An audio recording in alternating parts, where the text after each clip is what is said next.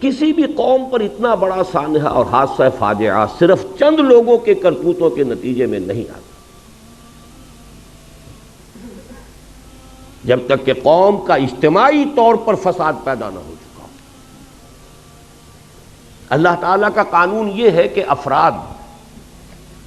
افراد کی برکتیں تو پھیل سکتی ہیں کہ پوری قوم کے اوپر سائبان بن جائیں، جیسے نیکیوں کا قاعدہ ہے کہ 10 گنا سے 700 گنا تک بھی اللہ تعالیٰ اجر دے گا، لیکن گناہ کی سزا بالکل حساب کے مطابق ملتی ہے، زیادہ نہیں ملتی۔ لیکن جب پھر سزا آتی ہے تو چوتھا قانون یہ ہے کہ پھر گیہوں کے ساتھ گھن بھی پستا ہے۔ وَاتَّقُوا فِتْنَةً لَا تُصِيبَنَّ الَّذِينَ ظَلَمُوا مِنْكُمْ خَاصَّةً، ڈرو اس عذاب سے، اس پکڑ سے، اس سزا سے۔ جب اجتماعی فساد ہو گیا تو جو لوگ فساد میں خود ملوث نہیں ہیں وہ بھی مجرم ہیں، انہوں نے روکا کیوں نہیں؟ اتنی بڑی سزا۔ اسی طریقے سے یہ بات بھی نوٹ کیجئے، اتنا بڑا حادثہ، 93,000 ہمارا کڑیل جوان قیدی بنے۔ سابقہ امت مسلمہ کی تاریخ میں 587 قبل مسیح میں نیبوکڈنیزر نے جو تباہی مچائی تھی یروشلم میں، 6 لاکھ کو قتل کیا اور 6 لاکھ کو قیدی بنا کر لے گئے۔ شاید تاریخ انسانی میں اتنی بڑی تعداد میں لوگوں کو قیدی بنا کر اور ایک ملک سے دوسرے ملک میں نہیں لے جایا گیا ہوگا۔ 6 لاکھ کو بھیڑوں بکریوں کی طریقے سے ہانکتا ہوا لے گیا ہے بیبیلونیا، عراق۔ لیکن میں نے ہمیشہ تجزیہ کیا ہے 6 لاکھ میں 93,000 یا 1 لاکھ جوان نہیں ہوگا، اس میں بوڑھے بھی تھے، بچے بھی تھے، عورتیں بھی تھیں۔ ہمارا 93,000 کڑیل جوان گیا ہے، سپاہی سے لے کے جرنیل تک گیا۔ اتنی بڑی شکست، اور یہ بھی نوٹ کیجئے یہ کوئی فوری بات نہیں ہوا کرتی، بہت طویل ہوتا ہے۔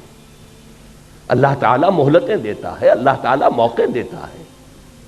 یہ تو جب تک کہ پے بپے لگاتار جو غلطیاں نہ ہو رہی ہوں اور جرائم نہ کیے جا رہے ہیں، اس وقت تک اتنی بڑی سزا نہیں ملتی۔ اللہ تعالیٰ کے عدل سے، اللہ کے فضل و کرم سے، اللہ کے رحم سے، اللہ کی شان غفاری سے یہ بالکل بڑی ہے۔ اگر آپ ڈپرائیو کریں گے، احساس محرومی اس انتہا کو پہنچا دیں گے۔ میں نے کتاب لکھی تھی مسئلہ سندھ، استحکام پاکستان، اس کے لوازم، 10 سال پہلے کی کتاب ہے، اور اس کے بعد مسئلہ سندھ پر۔ سیاستدان نہیں ہوں، میدان میں نہیں ہوں، بازار سے گزرا ہوں، خریدار نہیں ہوں، لیکن حالات کو جانتا ہوں۔ مجھے بصیرت اللہ نے عطا کی ہے۔ سرما ہے میری آنکھ کا خاک مدینہ و نجف، مدینہ و نجف کی بجائے کہہ دیجئے ہماری آنکھ کا سرما ہے قرآن اور سنت، اللہ کی کتاب اور اس کے رسول صلی اللہ علیہ وسلم کی سنت، اس کی احادیث، یہ بصیرت ہے ہماری بھی۔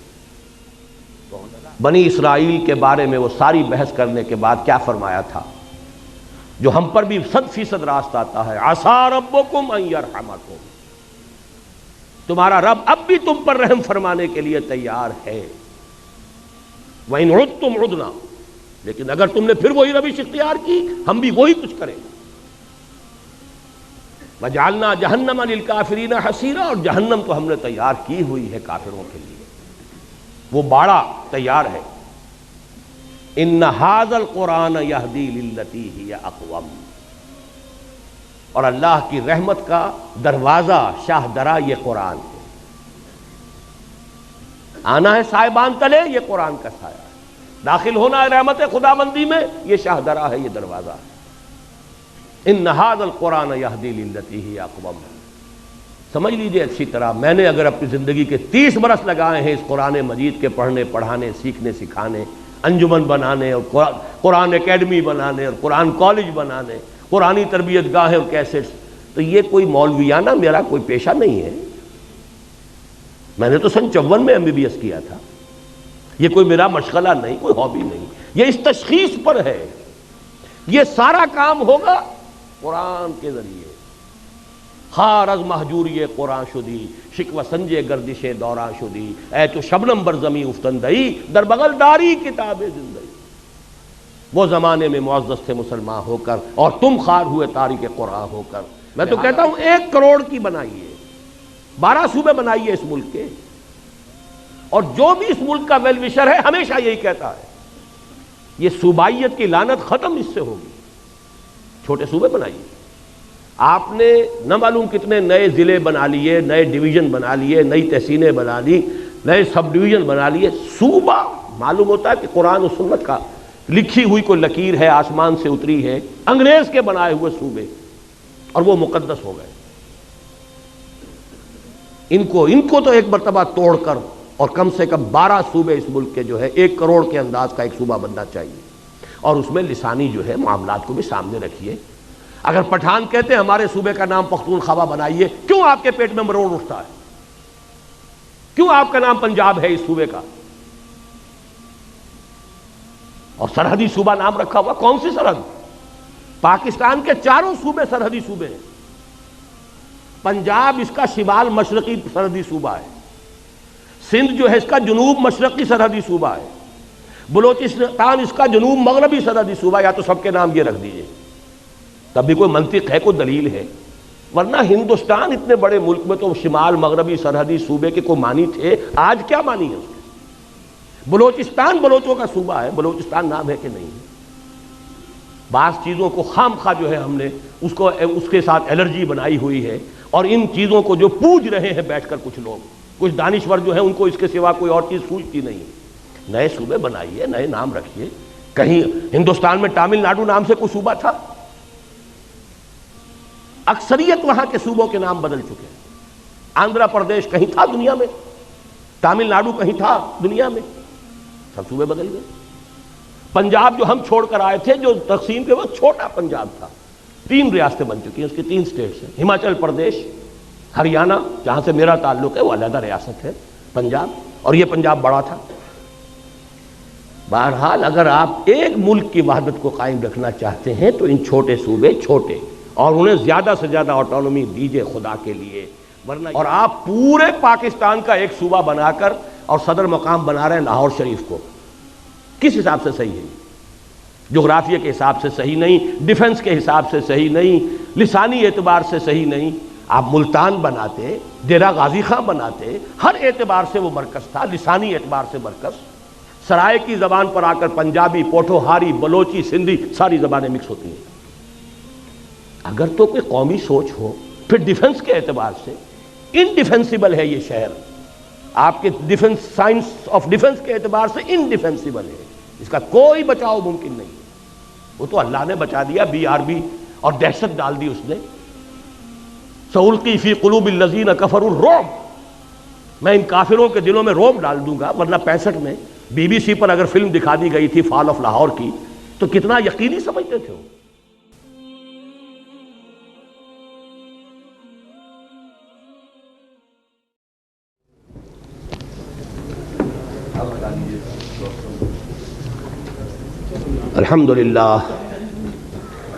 الحمدللہ وکفا والصلاة والسلام علی عبادہ الذین اصطفیٰ،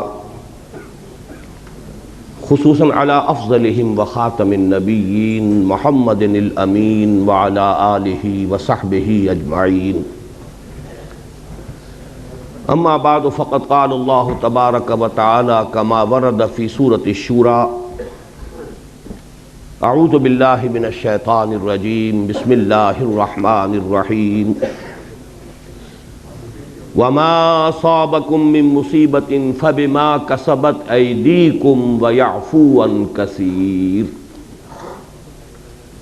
وقال تبارک وتعالی کما ورد فی سورۃ بنی اسرائیل: عسى ربكم أن يرحمكم وإن عدتم عدنا وجعلنا جهنم للكافرين حصيرا۔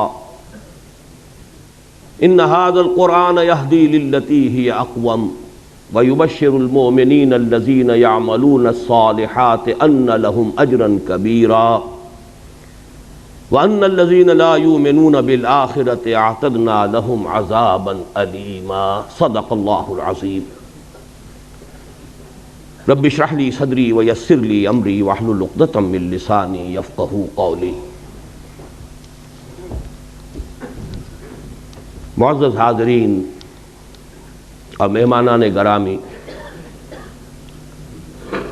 میرا یہ خیال ہے کہ اس بات پر وقت صرف کرنے کی ضرورت نہیں ہے کہ سقوط ڈھاکہ یا سقوط مشرقی پاکستان پوری دنیا کی تاریخ کے اعتبار سے بھی اہم واقعات میں سے ہے۔ خاص طور پر امت مسلمہ کو 20ویں صدی عیسوی کے نصف آخر میں اور 14ویں صدی ہجری کے ربع آخر میں جن دو عظیم ترین صدمات سے دوچار ہونا پڑا، ان میں سے ایک سقوط ڈھاکہ ہے۔ پہلا 1967 کی عرب اسرائیل جنگ، یروشلم پر یہودیوں کا قبضہ، مصر، شام، شرق اردن کی شرمناک شکست، اسرائیل کی عظیم توسیع۔ 1967 میں یہ حادثہ پیش آیا۔ امیین، اس امت کے دو حصے ہیں، امیین یعنی عرب، و آخرین اور دوسرے غیر عرب۔ ایک حصے کے لیے عظیم ترین سانحہ 1967 کی شرمناک شکست، اور آخرین میں جو عظیم ترین مملکت اسلامی قائم ہوئی تھی، اس کے لیے عظیم ترین سانحہ سقوط ڈھاکہ 1971۔ پھر اس میں بھی کوئی شک نہیں کہ جہاں تک پاکستان کی تاریخ کا تعلق ہے، ویسے تو اور بھی حوادث آئے ہیں جن سے ہمیں دوچار ہونا پڑا، لیکن سب سے بڑا حادثہ آج تک بہرحال سقوط مشرقی پاکستان ہے۔ ایسے حوادث کے بارے میں میں چاہتا ہوں کہ پہلے قرآن حکیم کتاب ہدایت، اس سے ہم کچھ بنیادی اصول سمجھ لیں۔ یہ حوادث الٹپ نہیں ہوتے، اس کائنات میں کوئی شے اذن رب کے بغیر نہیں ہے، اور اذن رب اللہ کی حکمت کے ساتھ ہے، سنت اللہ کے تابع۔ پہلی بات یہ، اللہ تعالی ہرگز ظالم نہیں ہے۔ وما انا بظلام للعبید، اتنا بڑا حادثہ، اتنی بڑی تباہی، اتنی شرمناک شکست، بہرحال اللہ کا ظلم نہیں ہے۔ 5 دفعہ قرآن مجید میں اللہ نے فرمایا ہے وَأَنَّ اللَّهَ لَيْسَ بِظَلَّامٍ لِّلْعَبِيدِ، اللہ تعالیٰ اپنے بندوں کے حق میں ہرگز ظالم نہیں۔ دوسری بات یہ کہ یہ حوادث تمام تر انسانوں کے اپنے کرتوتوں کا نتیجہ ہوتے۔ میں نے سورہ شورى کی آیت مبارکہ تلاوت کی ہے، وَمَا أَصَابَكُم مِّن مُّصِيبَةٍ فَبِمَا كَسَبَتْ أَيْدِيكُمْ، جو بھی مصیبت تم پر آئی ہے یا آتی ہے وہ تمہارے اپنے ہاتھوں کے کرتوتوں کے باعث۔ وَيَعْفُو عَن كَثِيرٍ، اور اللہ ابھی بہت سی چیزوں سے تو درگزر فرماتا رہتا ہے۔ اگر ساری غلطیوں کی سزا دے تو اس زمین پر کوئی ایک انسان بھی چلتا ہوا نظر نہ آئے۔ اللہ تو بہت درگزر کرتا ہے، بہت درگزر فرماتا ہے، یعفو عن کثیر۔ بہرحال قاعدہ کلیہ نمبر 2 یہ ہے کہ یہ انسانوں کے اپنے کرتوتوں، ان کے اپنے اعمال کا نتیجہ ہے۔ تیسری بات بڑی اہم ہے، کسی بھی قوم پر اتنا بڑا سانحہ اور حادثہ فاجعہ صرف چند لوگوں کے کرتوتوں کے نتیجے میں نہیں آتا۔ جب تک کہ قوم کا اجتماعی طور پر فساد پیدا نہ ہو چکا ہو۔ اللہ تعالیٰ کا قانون یہ ہے کہ افراد کی برکتیں تو پھیل سکتی ہیں کہ پوری قوم کے اوپر سائبان بن جائیں۔ جیسے نیکیوں کا قاعدہ ہے کہ 10 گنا سے 700 گنا تک بھی اللہ تعالیٰ اجر دے گا، لیکن گناہ کی سزا بالکل حساب کے مطابق ملتی، زیادہ نہیں ملتی۔ اجر جو ہے بغیر حساب، لیکن سزا مثل ہی، جتنا کچھ کسی نے گناہ کیا اتنی سزا۔ اسی طرح افراد کا فسق ہو، فجور ہو، معصیت ہو، خطائیں ہو، غلطیاں ہوں، جرائم ہو، اگر چند افراد کی ہوں تو اتنی بڑی قوم کو اتنی بڑی سزا نہیں دی جا سکتی۔ در حقیقت یہ معتدب تعداد میں، اور جب تک کہ اجتماعی سطح پر وہ غلطیاں نہ ہو رہی ہوں، قوم کی ایک عظیم تعداد نے اگر اس کے اندر اپنا کردار ادا نہ کیا ہو تو اتنے بڑے حوادث رونما نہیں ہو سکتے۔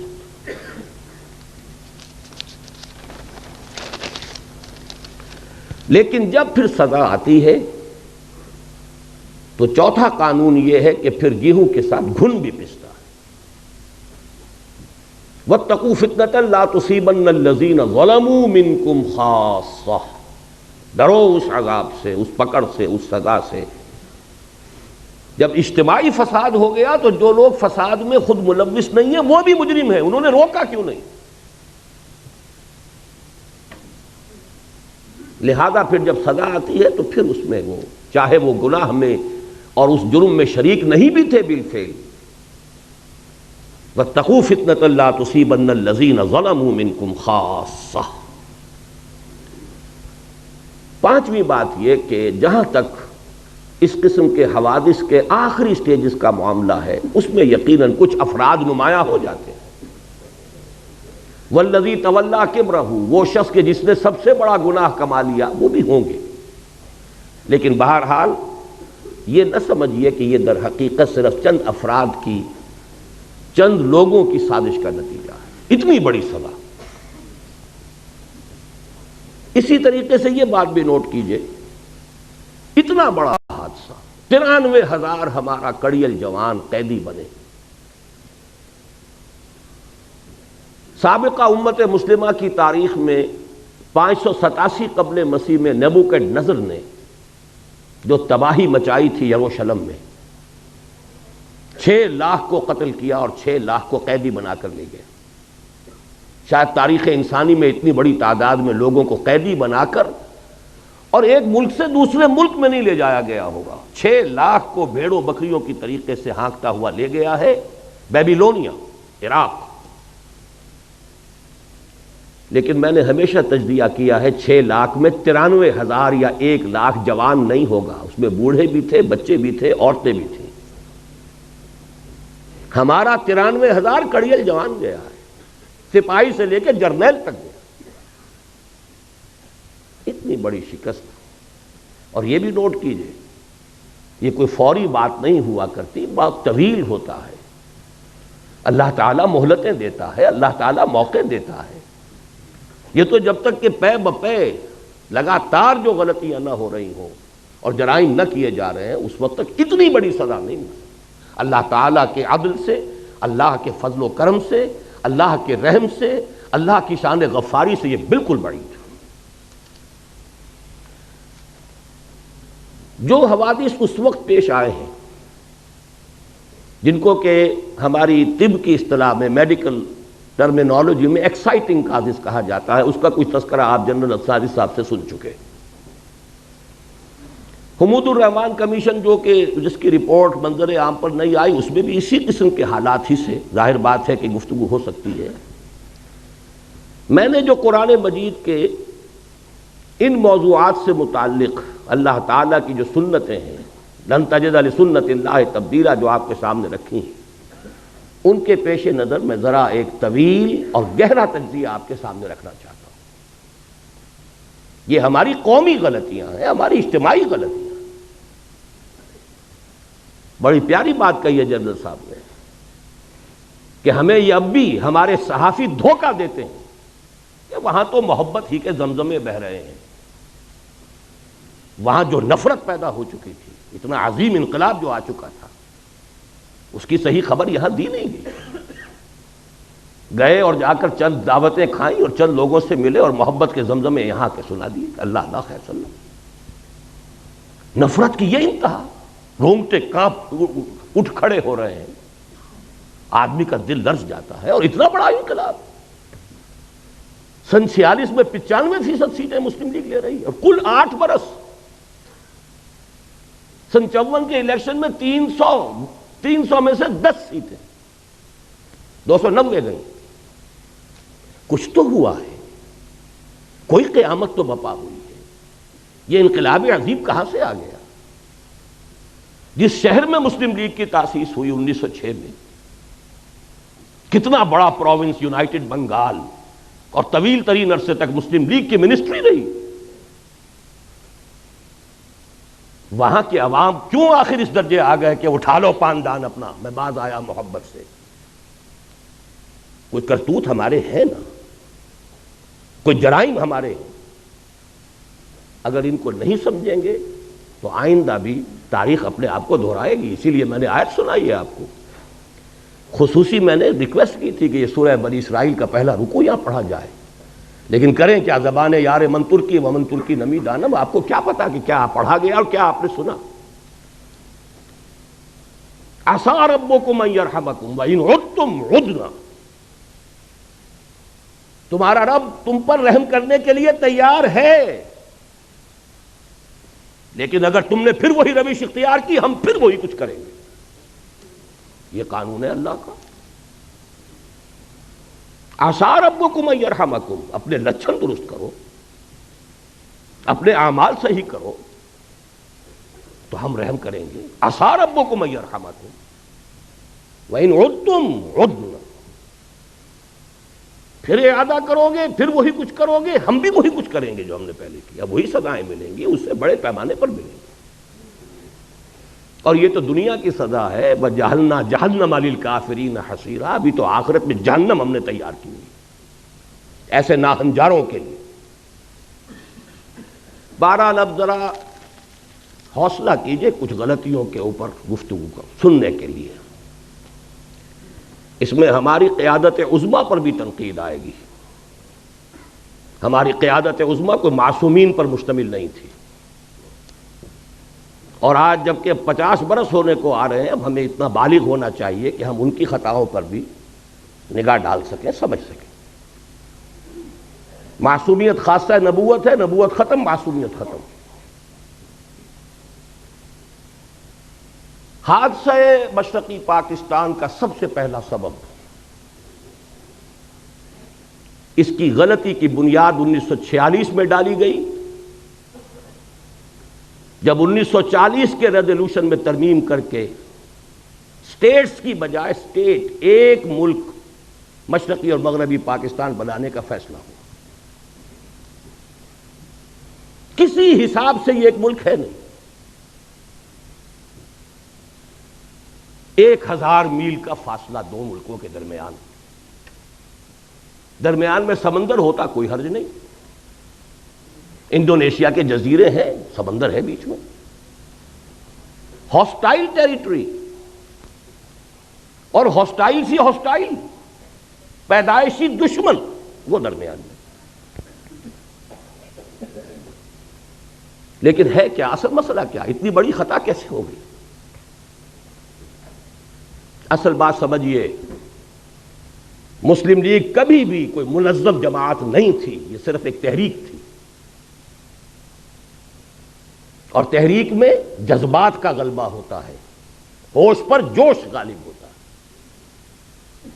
عوامی تحریک کے لیے دو چیزیں چاہیے. کوئی عوامی احساس، وہ احساس تھا مسلمانان ہند میں کہ ہندو ہمارے ساتھ انصاف نہیں کرے گا، ایکسپلائٹ کرے گا، دبائے گا، انتقام لے گا 800 برس یا 1000 برس کی غلامی کا. کوئی زبردست لیڈر جو اس احساس کو سامنے لائے، اجاگر کرے، تحریک چل جاتی. قائد اعظم یقیناً بہت بڑے لیڈر تھے، اس میں کوئی شک نہیں. سن 37 کے بعد سے چارج لیا ہے، اسے تحریک بنا دیا. اس سے پہلے وہ سروں کی اور نوابوں کی اور جاگیرداروں کی صرف ایک بیٹھک کہہ لیجئے، اس سے زیادہ اس کی حقیقت نہیں تھی. لیکن یہ جب کلائمیکس ہوا ہے اس مسلم لیگ تحریک کا اور پدیری کے پاکستان کا، جذبات کی رو میں بہہ کر، اور جذبات بھی بنگالی مسلمان کے، ایک فضل الحق ہے کہ جنہوں نے مجبور کیا قائد اعظم کو اس قرارداد میں ترمیم کر کے ان کو دونوں کو ایک ملک بنانے کے. اس زمانے میں مجھے یاد آ رہا ہے قائد اعظم کا ایک جملہ. The British press has talked about some geographical difficulties in the way of Pakistan. May I ask them, by what rule of geography are they here? برطانوی پریس نے پاکستان کی اسکیم کے بارے میں کچھ جغرافیائی مشکلات کا تذکرہ کیا ہے. کیا میں ان سے پوچھ سکتا ہوں کہ جغرافیہ کے کس اصول کے تحت وہ ہندوستان میں ہے؟ جملہ بڑا پیارا ہے، جواب بڑا مسکت ہے، لیکن بہرحال اس سے حقائق تو نہیں بدل جاتے. اگر یہ دو ملک بنتے، نوٹ کر لیجئے، ان دونوں کی ضرورت ہوتی کہ ایک دوسرے سے تعاون کریں. ہندو کا ذہن، ہندو کی ذہنیت بدلنے والی نہیں تھی. دونوں کو ہندو یا یوں کہیے بھارت کہیے، بھارت کی دست برد سے اپنے آپ کو بچانے کے لیے دوسرے کے تعاون کی ضرورت ہوتی. اگر علیحدہ علیحدہ ہوتے تعاون ہوتا، یکجا ہو گئے تو شکایتیں سامنے آئیں. اور فرض کیجئے تعاون آگے بڑھتا، کانفیڈریشن بن سکتی تھی. اور کانفیڈریشن ایسی شے ہے کہ جس کو جس وقت چاہیں آپ ختم بھی کر سکتے ہیں. آپ کو یاد ہوگا شاید مرحوم یونائٹڈ عرب ریپبلک مصر اور شام کا کانفیڈریشن ہوا تھا نا. کتنی آسانی سے ہوا، کتنی آسانی سے کھل گیا وہ. بہرحال میرے نزدیک پہلی غلطی جو ہوئی ہے ہم سے وہ یہ ہے کہ ہم نے جغرافیے کی اس درجے نفی کی، جغرافیائی حقائق کو بالکل نظر انداز کیا. دوسری غلطی، اور یہ ہے اصل، میں یہ مانتا ہوں انسانی جذبہ جغرافیے کو شکست دے دیتا، اور دیا اس نے. آخر جب یہ دونوں خطے ایک ملک بنے تو شکست دی کہ نہیں دی؟ انسان اشرف المخلوقات ہے، اس میں بڑی قوتیں اللہ نے رکھی ہیں، اس کے لیے پوری کائنات مسخر کی ہے، اس کے سامنے سارے فرشتوں کو جھکا دیا گیا تھا. انسانی جذبہ بہت بڑی شے، لیکن وہ جذبہ تھا اسلام کے حوالے سے. نعرہ تھا اسلام، پاکستان کا مطلب کیا؟ لا الہ الا اللہ. اس جذبے کی ہم نے قیام پاکستان کے فوراً بعد نفی کر دی، اس کا گلا گھونٹ دیا. اے باد صبا ہی ہما آوردہ تست. ہونا یہ چاہیے تھا کہ فوری اعلان ہوتا کہ یہاں پر یہ اسلامی ریاست ہوگی، یہاں نظام خلافت ہوگا. اور اس سے بھی آگے بڑھ کر یہ تو پین اسلامزم کی طرف پہلا قدم ہے. آپ کو یاد ہوگا گاندھی نے بڑے ممیاتے ہوئے ایک دفعہ قائد اعظم سے بات کی تھی. آپ کے پاکستان کا مطلب پین اسلام تو نہیں؟ کانپتا تھا ہندو پین اسلام کے تصور سے کہ یہ تو پہلا قدم ہے، عالم اسلام کہاں سے کہاں جائے گا. یہ ہم نے دونوں کی نفی کر دی. چاہے مسلم لیگ کی قیادت، دیکھیے نیتوں کا حال اللہ جانتا ہے، ہم نہیں جانتے. ہو سکتا ہے کہ مسلم لیگ کی قیادت اپنے ذہن میں، اپنے دل میں خالص اسلامی نظریات رکھتی ہو، اور یہ صرف مصلحت وقت کا تقاضا سمجھا ہو کہ اس وقت پوری دنیا میں پوری دنیا کو دشمن نہ بنا لیا جائے.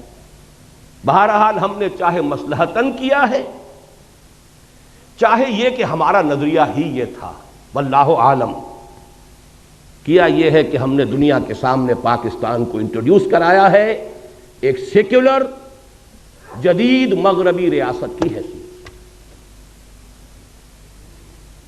چنانچہ اس کا پہلا وزیر قانون ایک ہندو اور پہلا وزیر خارجہ ایک قادیانی. اصل بات یہ ہے، 100 غلطیوں کی ایک غلطی ہے. آخر لوگ پاگل تو نہیں ہیں، کودن تو نہیں ہے، احمق تو نہیں ہے. ہر چیز کا ایک نتیجہ نکلتا ہے.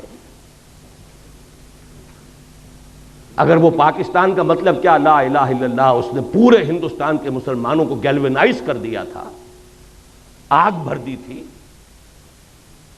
تو بہرحال ان چیزوں سے اوس بھی پڑی ہے، جذبات ٹھنڈے پڑے، جوش و خروش ختم،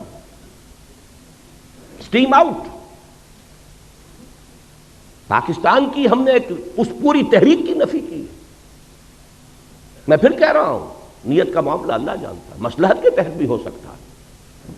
لیکن اس مصلحت کا نتیجہ بہت ہمارے حق میں خطرناک اور خوفناک نکلا. وہ جملہ قائد اعظم کا very soon Muslims will cease to be Muslims and Hindus will cease to be Hindus. Not in the religious sense, because religion is the private affair of the individuals, but in the political sense. پوری تحریک پاکستان کی نفی ہے. اگر یہ secularism نہیں ہے تو سیکولرزم اور کس بلا کا نام ہے؟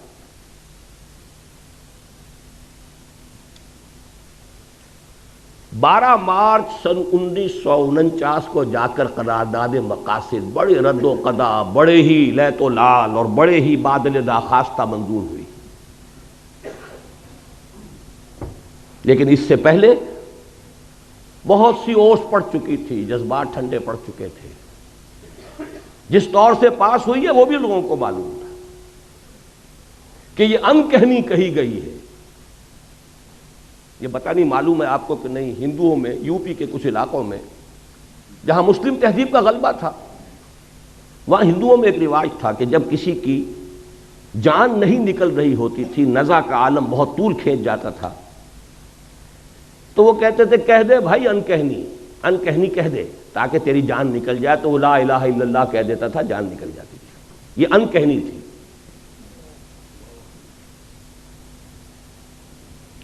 لیکن اس کا جو دوسرا بہت بڑا نتیجہ نکلا، پہلی بات تو یہ ہے نتیجے کے اعتبار سے یہ بہت بڑا نتیجہ ہے،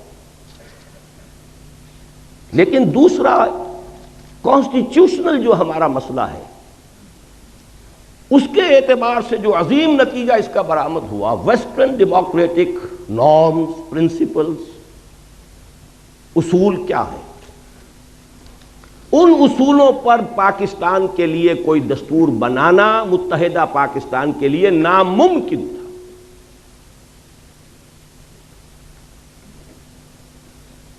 کیونکہ اس کا اصول ہے ون مین ون ووٹ. یہ تو اس کا وہ اصول ہے جس کو کسی شکل میں آپ کنٹروین نہیں کر سکتے. کس کو ڈس انفرنچائز کریں گے، کس کا حق جو ہے قسم کریں گے. اور حال یہاں یہ تھا کہ فار آل پریکٹیکل پرپزز مغربی پاکستان گویا کہ اصل پاکستان، رقبہ دیکھیے،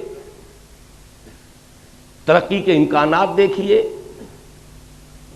ذرائع و وسائل دیکھیے، اور عالم اسلام کے ساتھ مسلسل ہونا، متصل ہونا دیکھیے، تو اصل پاکستان، پرائمری پاکستان یہ بنتا ہے. مشرقی پاکستان تو ایک جزیرہ تھا، ادھر برما ہے، ادھر بھارت ہے، رقبہ محدود، آبادی بے انتہا، لیکن آبادی وہاں زیادہ یہاں کم. ایکویشن ہو کیا؟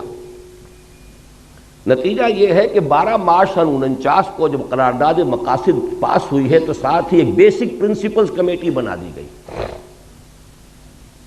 کہ اب جو دستور ہمیں بنانا ہے اس ملک کا، اس کے بنیادی اصول کیا ہوں گے. اس کی پہلی رپورٹ آئی ہے ستمبر سن 50 میں، 1.5 سال بعد. اس میں چونکہ 2 ہاؤسز، اس پہ 2 اعتراضات ہوئے.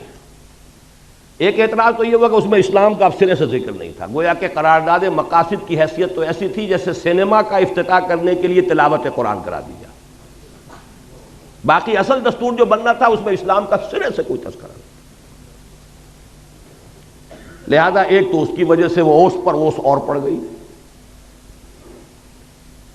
کہ یہ قرارداد مقاصد پاس کر کے بھی نیت ان کی نہیں ہے اسلام کی طرف آنے کی. دوسرے یہ کہ وہاں 2 ہاؤسز جو ہے تجویز کیے گئے، اور اپر ہاؤس میں ہر صوبے کو مساوی، جو بھی عام اصول ہے. مشرقی پاکستان کے لوگوں نے کہا کہ نہیں، اس طرح تم ہمیں اقلیت میں تبدیل کر رہے ہو. اپر ہاؤس میں تو پھر 5واں حصہ ہے ان کا، وہاں تو آبادی کا حساب ہے نہیں. وہ ختم ہوئی. اس کے بعد دوبارہ پھر یہ جا کر دسمبر سن 52 میں بیسک پرنسپل کمیٹی رپورٹ پھر آئی.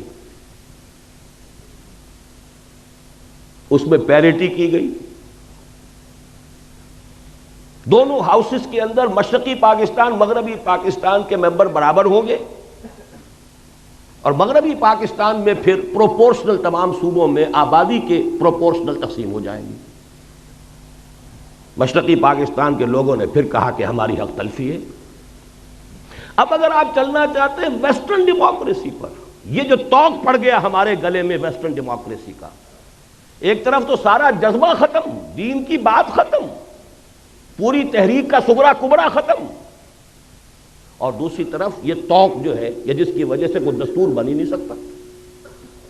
اور سب سے بڑا مسئلہ یہ تھا کہ اگر ون مین ون ووٹ ہو تو ترازو ہاتھ میں جاتی ہے ہندو کے، 1 کروڑ جو ہندو وہاں تھا، جو زیادہ بیدار، زیادہ منظم، زیادہ سرمایہ دار، زیادہ تعلیم یافتہ، وہ تو اسلامیات پڑھاتے تھے، اسکولوں اور کالجوں میں اسلامیات پڑھانے والے ہندو ٹیچر تھے، جیسے آج امریکہ میں اسلامیات پڑھانے والے بڑی یونیورسٹیوں میں یہودی ہیں، وہ میکگل ہو یا کوئی ہو، جا کر یہودیوں سے پڑھ کر آتے ہیں۔ ڈاکٹر فضل الرحمان صاحب بھی یہودیوں سے پڑھ کر آئے تھے۔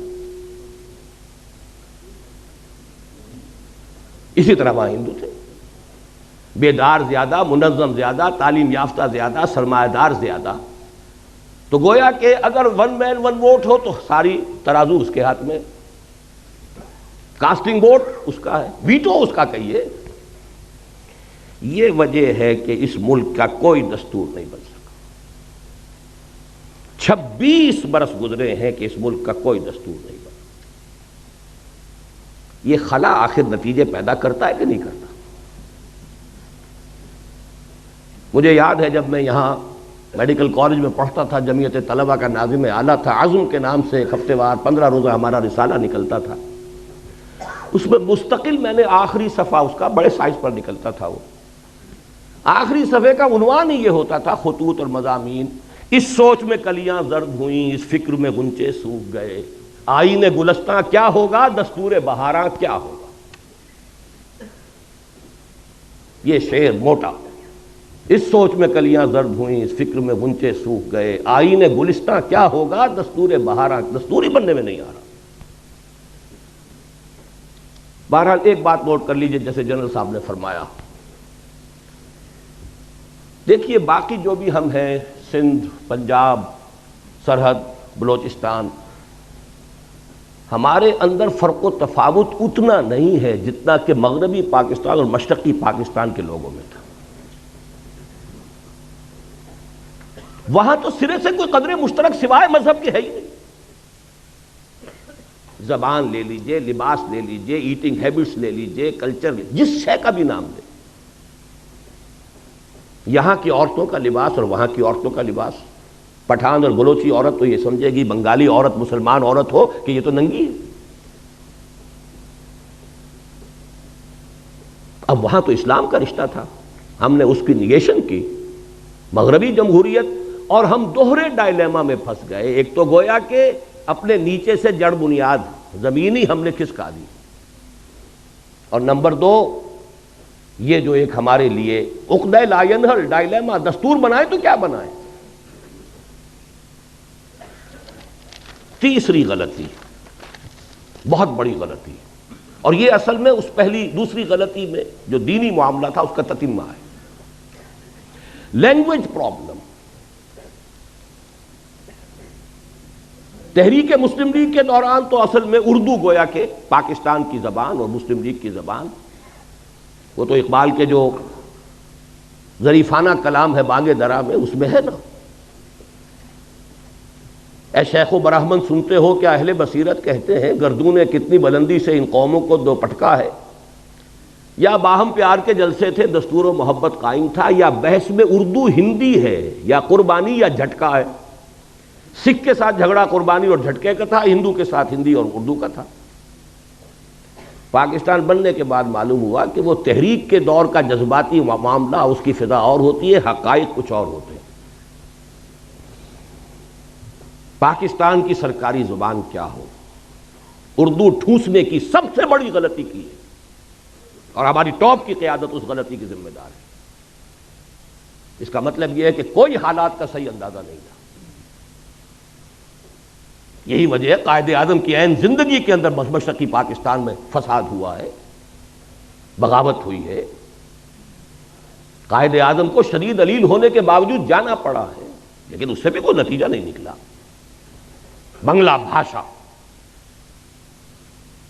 اردو کو امپوز کرنے کا رد عمل، اور اس پاکستان میں بھی سندھی زبان کسی صورت میں اردو کی سپریمیسی گوارا کرنے کو تیار نہیں۔ اچھی طرح سمجھ لیجئے، حقائق سے کبھی بھی آنکھیں چرانا نہیں چاہیے، حقائق کو دیکھنا چاہیے۔ پشتو مان لے گی، بلوچی مان لے گی، پنجابی مانے ہوئی ہے، بلکہ پنجاب کی زبان ہی اردو ہے، یہاں کے کلچر لوگوں کی زبان ہے ہی اردو، لیکن یہ کہ سندھی کبھی تیار نہیں ہے۔ ان کا دعویٰ بھی ہے، بہت قوی ہے، ہماری زبان قدیم ہے، یہ کل کی چھوکری ہے، 300-400 برس سے زیادہ اس کی تاریخ نہیں اردو کی۔ سب سے پہلی تفسیر قرآن مجید کی جو غیر عربی زبان میں لکھی گئی وہ سندھی میں لکھی گئی۔ بہرحال تھے اس ملک کے کچھ ویل وشرز، سر آغا خان نے کہا تھا، اور زاہد حسین مرحوم، the first governor of the state bank of Pakistan, کہ عربی زبان کا اعلان کرو، اور زیادہ سے زیادہ عربی کی تعلیم کمپلسری کر دی جاتی تو میکسیمم 20 برس میں اگر انگریزی یہاں اتنی ہم نے سیکھ لی کہ انگریزوں کو پڑھا دیں تو کیا عربی نہیں سیکھ سکتے تھے؟ وہ تو بالکل الٹی زبان، وہ بائیں طرف سے لکھنے والی لیفٹسٹ زبان، ہماری زبان رائٹسٹ زبان، ہماری الف با تا عربی کی، فارسی کی، سب کی ایک، اردو کی بھی وہی ہے، پنجابی بھی اسی میں لکھی جائے، وہی الفابیٹس ہیں۔ ہمارے لیے عربی سیکھنا کیا مشکل، ہماری دین کی زبان، قرآن کی زبان، رسول کی زبان صلی اللہ علیہ وسلم۔ لیکن یہ کہ وہ دین کا، اول تو چونکہ اس کا رشتہ بھی دین سے جڑتا تھا اور دین ہی سے تو فرار ہو رہا تھا، دین کو تو صرف انفرادی معاملہ بنانا پیش نظر تھا، دین کو اجتماعی معاملہ بنانا پیش نظر تھا ہی نہیں، تو عربی زبان کیسے مان لیں؟ میں نے دیکھا ہے، جب میں نے چند سال پہلے اندرون سندھ کا دورہ کیا، مجھے کتاب ایک دی گئی تھی جو اسی زمانے میں سندھی ایک اسکالر کی شائع کردہ تھی کہ عربی کو بناؤ، عربی کو ہم لینے کے لیے تیار ہیں۔ بہرحال عربی ہوتی تو پنجابی بھی پڑھتا، اردو والا بھی پڑھتا، سندھی بھی پڑھتا، سب کو نئی زبان سیکھنی پڑتی نا۔ یہ تو نہیں تھا کہ اردو سپیکنگ جو ہے اسے تو گویا کہ بہت ہی ایک ترجیح حاصل ہو گئی، اس کی مادری زبان میں پڑھایا جا رہا ہے، وہ تو آگے جائے گا ہی، اس کے نمبر زیادہ آئیں گے ہی، اس کی ڈویژن بہتر ہوگی، اس لیے سندھی اڑ گیا، یہ ہینڈی کیپ رہ جائے گا میرا بچہ، اور سب سے پہلے بنگالی کھڑا ہو گیا۔ آپ کے شاید معلوم نہ ہو، ڈھاکہ یونیورسٹی میں مولانا سید سلیمان ندوی رحمۃ اللہ علیہ کے ساتھ انتہائی توہین آمیز سلوک کیا گیا۔ انہوں نے صرف ایک بات کہہ دی تھی، وہاں علمی انداز میں، اسکالر تھے، ہسٹورین تھے، کہ 200 سال قبل، اب یہ جمع کر لیجئے مزید 50 سال جو بیت گئے تو 250 سال اب کے حساب سے ہوں گے، 200 سال قبل بنگلہ زبان بھی اسی الف باتا میں لکھی جاتی تھی، اسکرپٹ یہی تھا۔ یہ تو بعد میں جب اس کو اسکرپٹ بدل دیا گیا ہے تو یہ زبان علیحدہ ہو گئی، ہم پڑھ ہی نہیں سکتے اسے، ورنہ بنگلہ بھاشا بھی الف باتا کے حوالے سے لکھی جائے تو اس کا بھی 75% ہمارے لیے قابل فہم ہے، وہ اجنبیت رہے نا، وہ دوری رہے نا، لیکن انہیں مجبور کیا گیا اپنے الفاظ واپس لو، تب نکلنے دیا گیا تحریری۔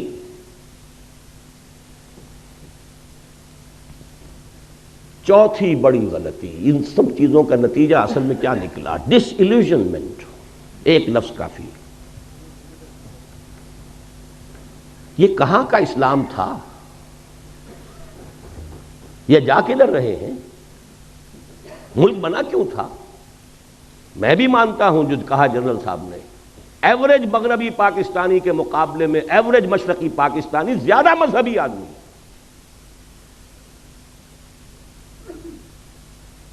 جو آپ کے ہاں تبلیغی جماعت کا یہاں اجتماع اگر ہوتا ہے میکسیمم 8 لاکھ، وہاں 25 لاکھ کا ہوتا۔ یہی تو وجہ تھی نا کہ مسلم لیگ وہاں بنی، یہی تو وجہ تھی کہ یونائٹڈ بنگال میں کتنے عرصے خواجہ ناظم الدین وزیر اعلیٰ رہے، یہاں تو آپ کے یہاں یونینسٹ جو تھی گورنمنٹ تھی آخری وقت تک، مسلم لیگ کی حکومت یہاں ایک دن کے لیے نہیں بنی، سرحد میں جو ہے آخری وقت تک کانگریس کی حکومت تھی۔ لے دے کے اگر کوئی تھا تو اس پاکستان میں صرف سندھ تھا کہ جہاں مسلم لیگ کی منسٹری تھی، اور وہ بھی کہہ رہا ہے اب اٹھا لو پاندان اپنا،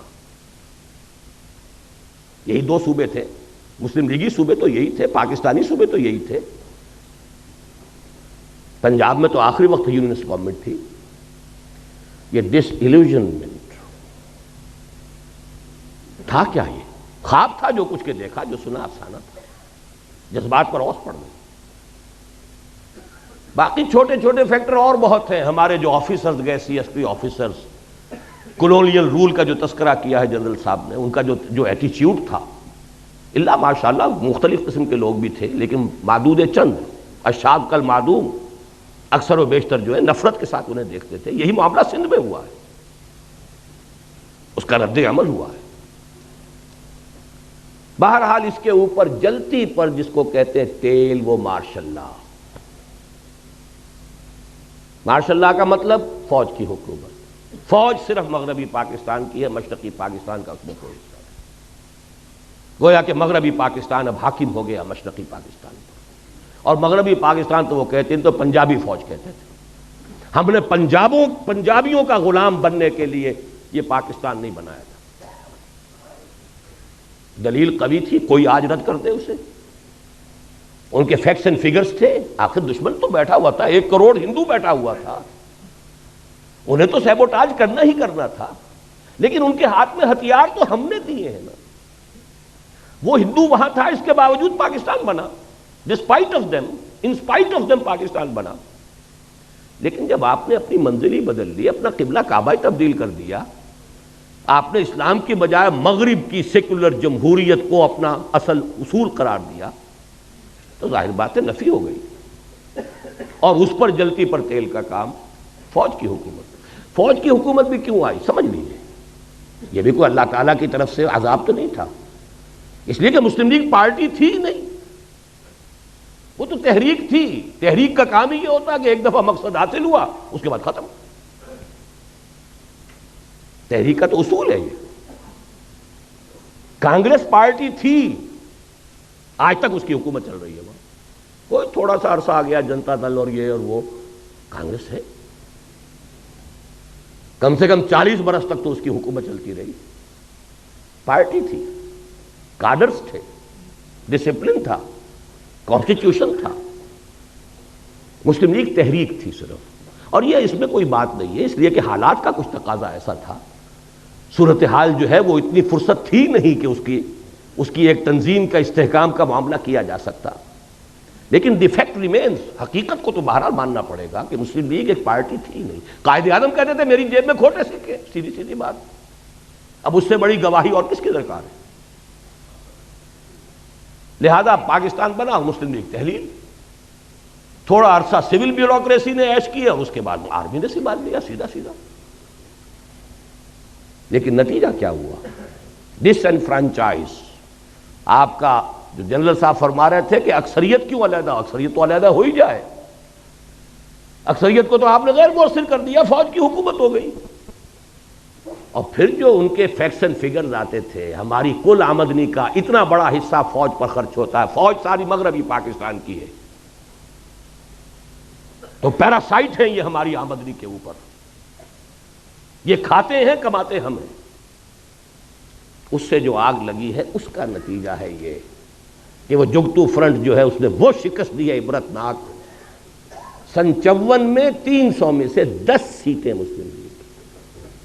8 برس میں انقلاب عظیم. کہاں سن 46 کے اعداد و شمار ابھی آپ جنرل صاحب سے سن چکے ہیں. 46 اور 54 میں کل 8 برس، اور انقلاب عظیم جو ہے وہ پیدا ہو گیا. 5ویں غلطی رہی صحیح، جس کو کہتے ہیں آخری کیل ٹھوک دی آپ نے، دارالخلافہ کراچی سے اسلام آباد. یہ کاسموپولیٹن سٹی تھا، ساحلی تھا. مشرقی پاکستان کے ساتھ اس کے روابط سمندری اور بحری بھی تھے. وہ سستے تھے. ہوائی سفر تو اس وقت تک جو ہے وہ تو بہت ہی کاسٹلی، بہت صرف سرمایہ داروں کی شے تھی. آپ نے وہاں سے کیپٹل منتقل کیا، اور بہت سے بڑے مخلص مشرقی پاکستانیوں نے کہہ دیا تھا دس از دی بگننگ، پاکستان کے خاتمے کا یہ نقطہ آغاز ہے. بہرحال نتیجہ یہ نکلا کہ میں بعد آیا محبت سے اٹھا لو پاندان اپنا. اور یہ جان لیجئے کہ جذبات کا معاملہ جو ہوتا ہے، جیسے رود کو ہی کہتے ہیں ضلع ڈیرہ غازی خان میں اور سندھ کے علاقے میں، پہاڑی علاقے میں سیلاب آتا ہے تو ایک دم نالا بڑی تیزی سے آتا ہے، لیکن تیزی سے ختم بھی ہو گیا، ادھر آیا ادھر گیا. تو جذبات کی بات یہی ہوتی ہے، اٹھی ہے یہ آندھی اتر جائے گی. اسی لیے وہ جذباتی بات تھی، اور جذباتی بات جو ہے جس تیزی کے ساتھ اٹھی تھی اسی تیزی سے بہہ گئی. لیکن آخری اور ہماری ہمالیہ جیسی غلطی کیا ہے، اب اس کو سمجھیے. باقی ساری غلطیاں جو ہیں ان کے اوپر جو مہر تصدیق آخری ثبت ہوئی ہے. یہ معلوم ہو چکا تھا سن 54 میں کہ مشرقی پاکستان کی فضا بدل چکی ہے.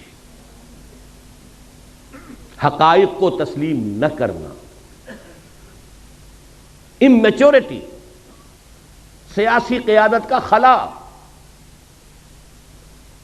مسئلے کی حقیقت کو سمجھ کر اس کا حل کرنا، اس کی بجائے طاقت کا استعمال،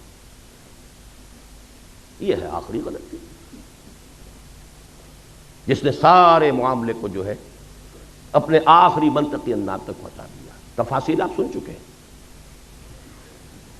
میں تو اس میں صرف 4 کاش آپ کے سامنے رکھ رہا ہوں. اگرچہ مجھے معلوم ہے حضور کی حدیث ہے، یہ لفظ ممنوع ہے، ان کلمۃ اللہ تفتح عمل الشیطان. جو ہوا ہے اس نے رب سے ہوا ہے، لہذا یہ کہنا کاش یوں ہو جاتا یہ مناسب نہیں. لیکن یہ کہ انسان ہے، اس کی طبیعت ہے، اس کی سوچ کا انداز ہے، اپنے خیالات کی تعبیر کا ایک انداز ہے. کاش کہ صدر ایوب صاحب پاکستان کے ڈیگال بن گئے ہوتے. ڈیگال نے الجزائر میں ریفرینڈم کرایا، بھائی رہنا چاہتے ہو ہمارے ساتھ یا نہیں رہنا چاہتے جاؤ بھائی. کتنے عرصے تک جنگ کرتے رہے، کتنے فرانسیسی مارے گئے، ادھر سے الجزائری جو ہے وہ اپنی جانیں دے رہے ہیں، اور مسلسل جنگ کی وجہ سے فرانس کی ترقی رکی ہوئی ہے. فرانس آگے نہیں چل پا رہا، سارے وسائل اس میں کھپ رہے ہیں. اسے اپنے بہترین دوستوں کو جیل میں ڈالنا پڑا. اور آپ کو یاد ہے یہ 3 بڑے ٹال اس وقت کے ملٹری لیڈرز تھے دنیا کے اندر، ڈی گال، پھر صدر ناصر، پھر صدر ایوب. قداور ہونے میں کم نہیں تھا ڈی گال سے یا اور صدر ناصر سے، لیکن فہم اور سمجھ کاش کے ڈیگال والا معاملہ کرتا. میں نے 1969 میں مضمون لکھا تھا میثاق کے اندر کہ ہم مشرقی پاکستان کے لوگوں کو جبراً اپنے ساتھ ہرگز نہیں رکھ سکتے، خدا کے لیے ان سے ریفرینڈم کرائیے. وہ پاکستان کے ساتھ رہنا چاہتے ہیں یا نہیں، اور رہنا چاہتے ہیں تو کن شرائط پر رہنا چاہتے ہیں، ان سے پوچھیے، استصواب کیجیے. جبر اگر کریں گے تو اس کے نہایت خطرناک نتائج نکلیں گے. یہ جون جولائی 1969 کا میرا پرچہ میثاق کا ہے. کوئی طاقت مشرقی پاکستان کو زبردستی اور جبر کے ساتھ پاکستان کے ساتھ نہیں رکھ سکتی، مغربی پاکستان کے ساتھ. میں تو سیاسی آدمی نہیں ہوں، میری تو کہیں آمد و رفت کا بھی معاملہ نہیں تھا. میں تو صرف تعلیم و تعلم قرآن میں لگا ہوا تھا. سن 65 کے بعد سے جب لاہور دوبارہ آیا ہوں، میرا تو کام ہی ایک تھا، درس قرآن. لیکن حالات تو ہیں سامنے. وہ مرد درویش تھا کبھی دہلی کے اندر ایک چھوٹی سی کٹیا کے اندر بیٹھا ہوا، شاہ ولی اللہ دہلوی، صرف کتابیں لکھ رہا ہے اور کچھ نہیں کر رہا. لیکن ہندوستان کی نگاہ ہے، پورے حالات پر نگاہ ایسی ہے کہ اندازہ کر لیا تھا ہندوستان میں کوئی مسلمان حاکم، حکمران، نواب اس پوزیشن میں نہیں ہے کہ مرہٹوں کی اٹھتی ہوئی طاقت کا مقابلہ کر سکے. لہذا خط لکھا ہے احمد شاہ ابدالی کو، خدا کے لیے تم آؤ، ورنہ یہ کہ اس بر عظیم پاک و ہند سے، اس بر عظیم ہند سے اسلام اور مسلمانوں کا خاتمہ ہو جائے. تو حقائق کو دیکھنا اور بات ہے، ٹھیک ہے آپ میدان میں نہیں ہیں، سیاست میں نہیں ہے. میں 1969 کا اپنا جو ہے اداریہ میثاق کا آپ کو دکھا سکتا ہوں. اور اس کا بھی امکان ہے اگر آپ کسی کو آپشن دے دیتے ہیں اور ان سے پوچھیں کہ آپ کس بنیاد پر، کس شرائط پر رہنا چاہتے ہیں، تو اس کا امکان ہے کہ وہاں پر پاکستان ہی کے حق میں فیصلہ ہوگا. لیکن آپ نے تو آپشن دیا ہی نہیں. اور اگر نہ بھی ہوتا تو ٹھیک ہے، ٹیبل پر بیٹھ کر معاملہ طے کر لو بھائی. سیپریشن ہو جائے. سب سے مقدس رشتہ میاں اور بیوی کا ہے، اس میں بھی سیپریشن ہے. چاہے ابغض الحلال ہے، حلال میں سب سے زیادہ، حرام میں ابغض الحرام، حرام میں سب سے زیادہ ناپسندیدہ شے، لیکن ہے، جائز ہے. تو سیپریشن میں کوئی حرج نہیں تھا.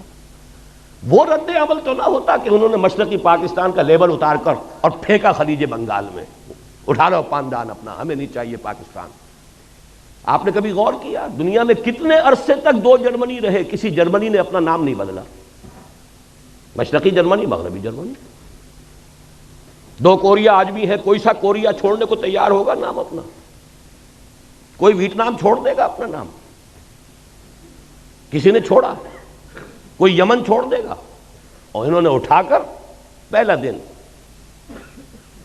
بلکہ یہاں تک کہا تھا ڈاکٹر کمال حسین جو پہلا ان کا وزیر خارجہ بنا تھا، میرے سینے کے اوپر لکھے ہوئے الفاظ ہیں، اس کا سٹیٹمنٹ تھا we won't like to be called a Muslim country. آپ نے اسلام کو چھوڑا، انہوں نے کہا کہ ہم مسلم بھی نہیں رہنا چاہتے. رد عمل کی یہ انتہا ہوتی ہے. آپ نے اسلام کے نام پر جمع کیا تھا ہمیں، احیاء اسلام کے خواب ہمیں دکھائے گئے تھے، پین اسلامزم کے خواب دکھائے گئے تھے. کیا ہے آپ نے؟ تو تم نے اسلام کو چھوڑا، ہم مسلم کا نام بھی چھوڑ. We want like to be called a Muslim country. ذرا رد عمل جو بھی ہوتا ہے کسی کے اندر، اس کی انتہا دیکھیے.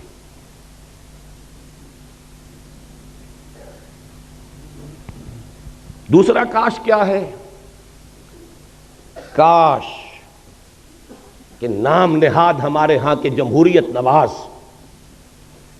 مغربی جمہوریت کے پرستار، اور وہ صرف دولتانہ کی قبیل کے لوگ نہیں، تمام مذہبی جماعتیں بھی، انہوں نے اسی مغربی جمہوریت کے نام پر مجبور کر کے ایوب خان سے اگرتلہ کیس ختم کروایا. کاش کہ وہ یہ حرکت نہ کرے. کاش ہی کہہ سکتا ہوں، اور کیا کہہ سکتا ہوں. کیا امامان سیاست، کیا کلیسا کے شیوخ، سب کو دیوانہ بنا سکتی ہے میری ایک ہوں.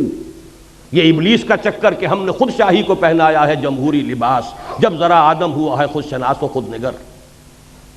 اور اس شیطان اور ابلیس کی ہو میں ہماری سب مذہبی جماعتیں جمہوریت جمہوریت جمہوریت، اور اس جمہوریت کا اتنا شور. اگرتلہ سازش کیس ختم، مجیب ہیرو بن کر نکلا. کاش کہ ایسا نہ ہوا ہوتا. کاش. تیسرا، کاش حالات جتنے بھی بگڑے تھے، جتنی بھی خرابی تھی، جو بھی صورت ہوئی ہے، بھٹو کا اس میں رول، مجیب کا رول، یہ شخصیتیں پھر کاؤنٹ کرتی ہیں، اس میں کوئی شک نہیں. وہ تو یہ ہے کہ حمود الرحمان کمیشن اس کی رپورٹ سامنے آئے تو پتہ چلے کس کا کیا رول ہے. کاش، میں صرف کہہ رہا ہوں، یحییٰ خان نے جب معاملہ کیا تھا، الیکشن کا اعلان کیا ہے، کاش کہ وہ مغربی پاکستان کا 1 یونٹ ختم نہ کرتا.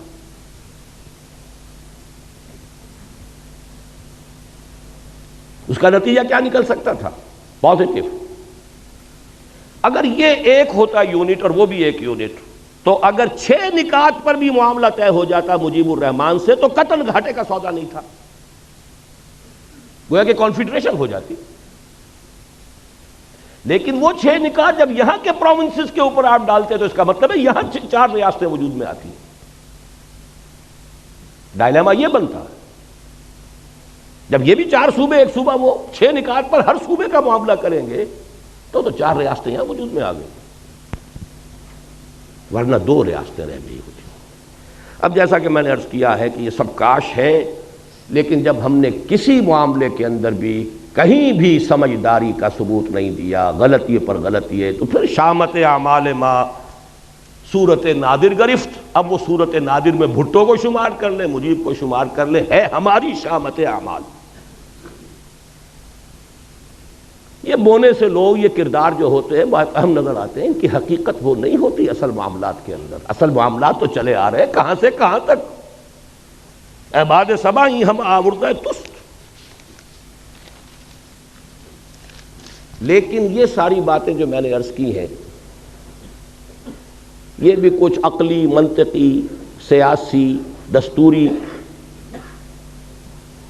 100 باتوں کی ایک بات اگر میں آپ سے عرض کروں،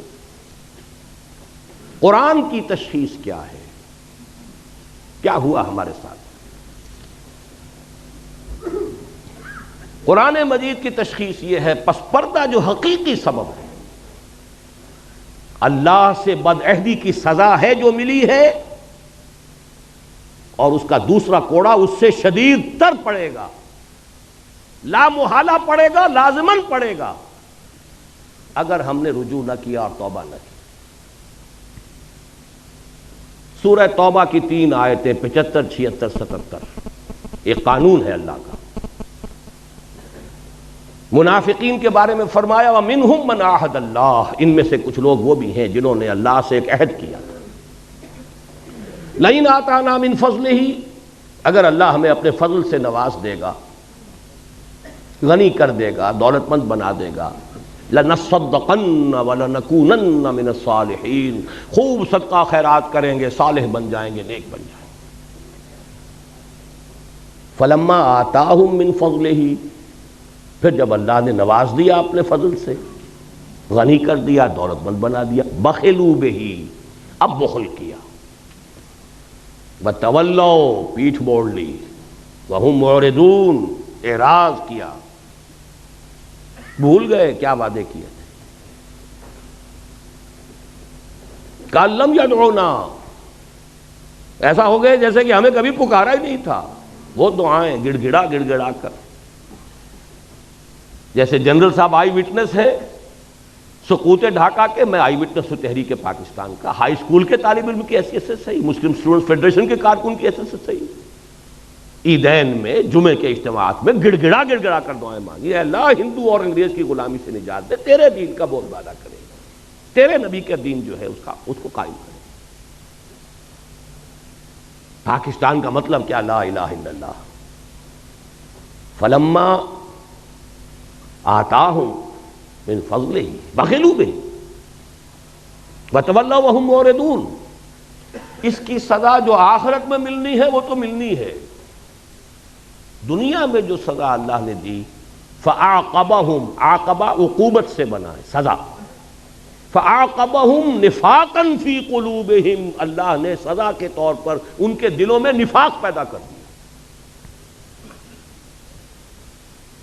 یہ ہے قانون اللہ کا جو ہم پر 100% لاگو ہوا، بدعہدی کی اللہ سے، خلاف ورزی کی اس معاہدے کی، نفاق، اور نفاق کی 2 شکلیں ہیں جو آج پاکستانی معاشرے کا ہال مارک جسے کہتے ہیں، ٹریڈ مارک کہہ لیجئے، نمایاں ترین، ایک وہ جسے نفاق عملی کہتے ہیں، اذا حدث کذب واذا اؤتمن خان واذا وعد اخلف وَإِذَا خَاصَمَ فَجَرَ، 4 چیزیں ہیں۔ حضور نے فرمایا 4 اوصاف ایسے ہیں کہ جس میں چاروں ہیں کٹر منافق ہے، پکا منافق ہے، ٹھیٹھ منافق ہے، 100% منافق ہے۔ ایک ہے تو اسی نسبت سے نفاق ہے جب تک کہ اس سے وہ باز نہیں آتا۔ وہ 4 چیزیں کیا ہیں؟ بولے تو جھوٹ بولے، وعدہ کرے تو خلاف ورزی کرے، امین بنایا جائے تو خیانت کرے، اور اگر کہیں کوئی جھگڑا ہو جائے تو فوراً آپے سے باہر، اشتعال، تو تکار، گالم گلوچ اور مار دھاڑ۔ آپ دیکھ لیجئے اپنے معاشرے میں یہ 4 چیزیں، برا نہ بنائیے، جو جتنا بڑا ہے آپ کے ہاں اتنا ہی بڑا جھوٹا ہے، اتنا ہی بڑا خائن ہے، اتنا ہی بڑا وعدہ خلاف ہے، یہ ہمارے معاشرے کا جو جتنا ہے۔ اور دوسرا نفاق ہوتا ہے نفاق باہمی، قوم قومیتوں میں تقسیم ہو گئی، فرقے واریت ہے، طبقاتیت ہے، لسانیت ہے، صوبائیت ہے، نفاق باہمی اور نفاق عملی، کردار کا دیوالہ نکل گیا، اتحاد ختم ہوا۔ لیکن ہم نے اس جیسا کہ کوئی ضرورت نہیں تفصیل میں جانے کی، ہم نے اس عذاب ادنا سے کوئی سبق حاصل نہیں کیا ہے۔ یہ سورہ سجدہ کی آیت کی طرف اشارہ کر رہا ہوں، آیت نمبر 21، اس کی ہم وزن آیت جنرل صاحب نے پڑھی تھی، سورہ روم کی آیت نمبر 41، ظہر الفساد فی البر والبحر بما کسبت ایدی الناس لیذیقہم بعض الذی عملوا لعلہم یرجعون۔ پاکستانی معاشرے کے اوپر یہ آیت 100% چسپاں ہے۔ بر و بحر کے اندر فساد رونما ہو چکا ہے، غالب ہو چکا ہے، بسبب لوگوں کے ہاتھوں کے کرتوتوں کے، تاکہ اللہ انہیں اپنے کچھ کرتوتوں کا مزہ چکھائے، سب کا نہیں۔ وَيَعْفُو عَنْ كَثِيرٍ، بہت سی چیزوں سے تو درگزر بھی کرتا ہے، کچھ تھوڑا سا اللہ تعالیٰ مزہ چکھاتا ہے عذاب کا، لعلہم یرجعون، شاید کہ لوٹ آئیں، باز آ جائیں، ہوش میں آ جائیں۔ یہی مضمون سورہ سجدہ میں آیا۔ سورہ سجدہ کی آیتیں 30 ہیں، وہاں اس کا نمبر 21 ہے، اس کی آیتیں 60 ہیں، وہاں اس کا نمبر 41 ہے، کورسپونڈنگ ہے۔ وَلَنُذِيقَنَّهُم مِّنَ الْعَذَابِ الْأَدْنَىٰ دُونَ الْعَذَابِ الْأَكْبَرِ لَعَلَّهُمْ يَرْجِعُونَ۔ ہم انہیں بڑے عذاب سے پہلے چھوٹے عذاب کا مزہ چکھائیں گے، شاید کہ لوٹ آئیں۔ یہ چھوٹا عذاب تھا کس کے مقابلے میں؟ بڑے عذاب کے مقابلے میں جو آنے والا۔ ویسے تو یہ بھی عظیم ترین عذاب تھا، 800 برس جن پر حکومت کی تھی، اس کے قیدی بن کر رہے ہیں جنرل صاحب، 93,000 اس ہندو کے قیدی، اور کہاں مدھیہ پردیش سینٹرل انڈیا تک ٹرکوں کے اندر لاد کر بھیڑوں بکریوں کی طرح آپ کے فوجی لے جائے گئے ہیں، اس ہندو قوم جس پر حکومت کی۔ کہا اندرا گاندھی نے we have ایونجڈ our 1000 years defeat۔ اندازہ کیجئے، موتی لال نہرو کی پوتی، جواہر لال کی بیٹی، لبرل خاندان کوئی ہندوؤں میں ہو سکتا ہے تو چوٹی کا لبرل خاندان وہ ہے، لیکن اس کی ذہنیت بھی یہ ہے we have ایونجڈ our 1000 years defeat۔ ہم نے اپنی 1000 سالہ شکست کا بدلہ چکا دیا، کلنک کا ٹیکا ہے ہمارے ماتھے کے اوپر۔ لیکن یہ عذاب ادنا ہے۔ کیوں میں ادنا کہہ رہا ہوں؟ غنیمت سمجھیے ابھی یہ پاکستان باقی ہے اور بہت بڑی مملکت ہے، وہ بھی ہے ایک مسلمان ملک ہے۔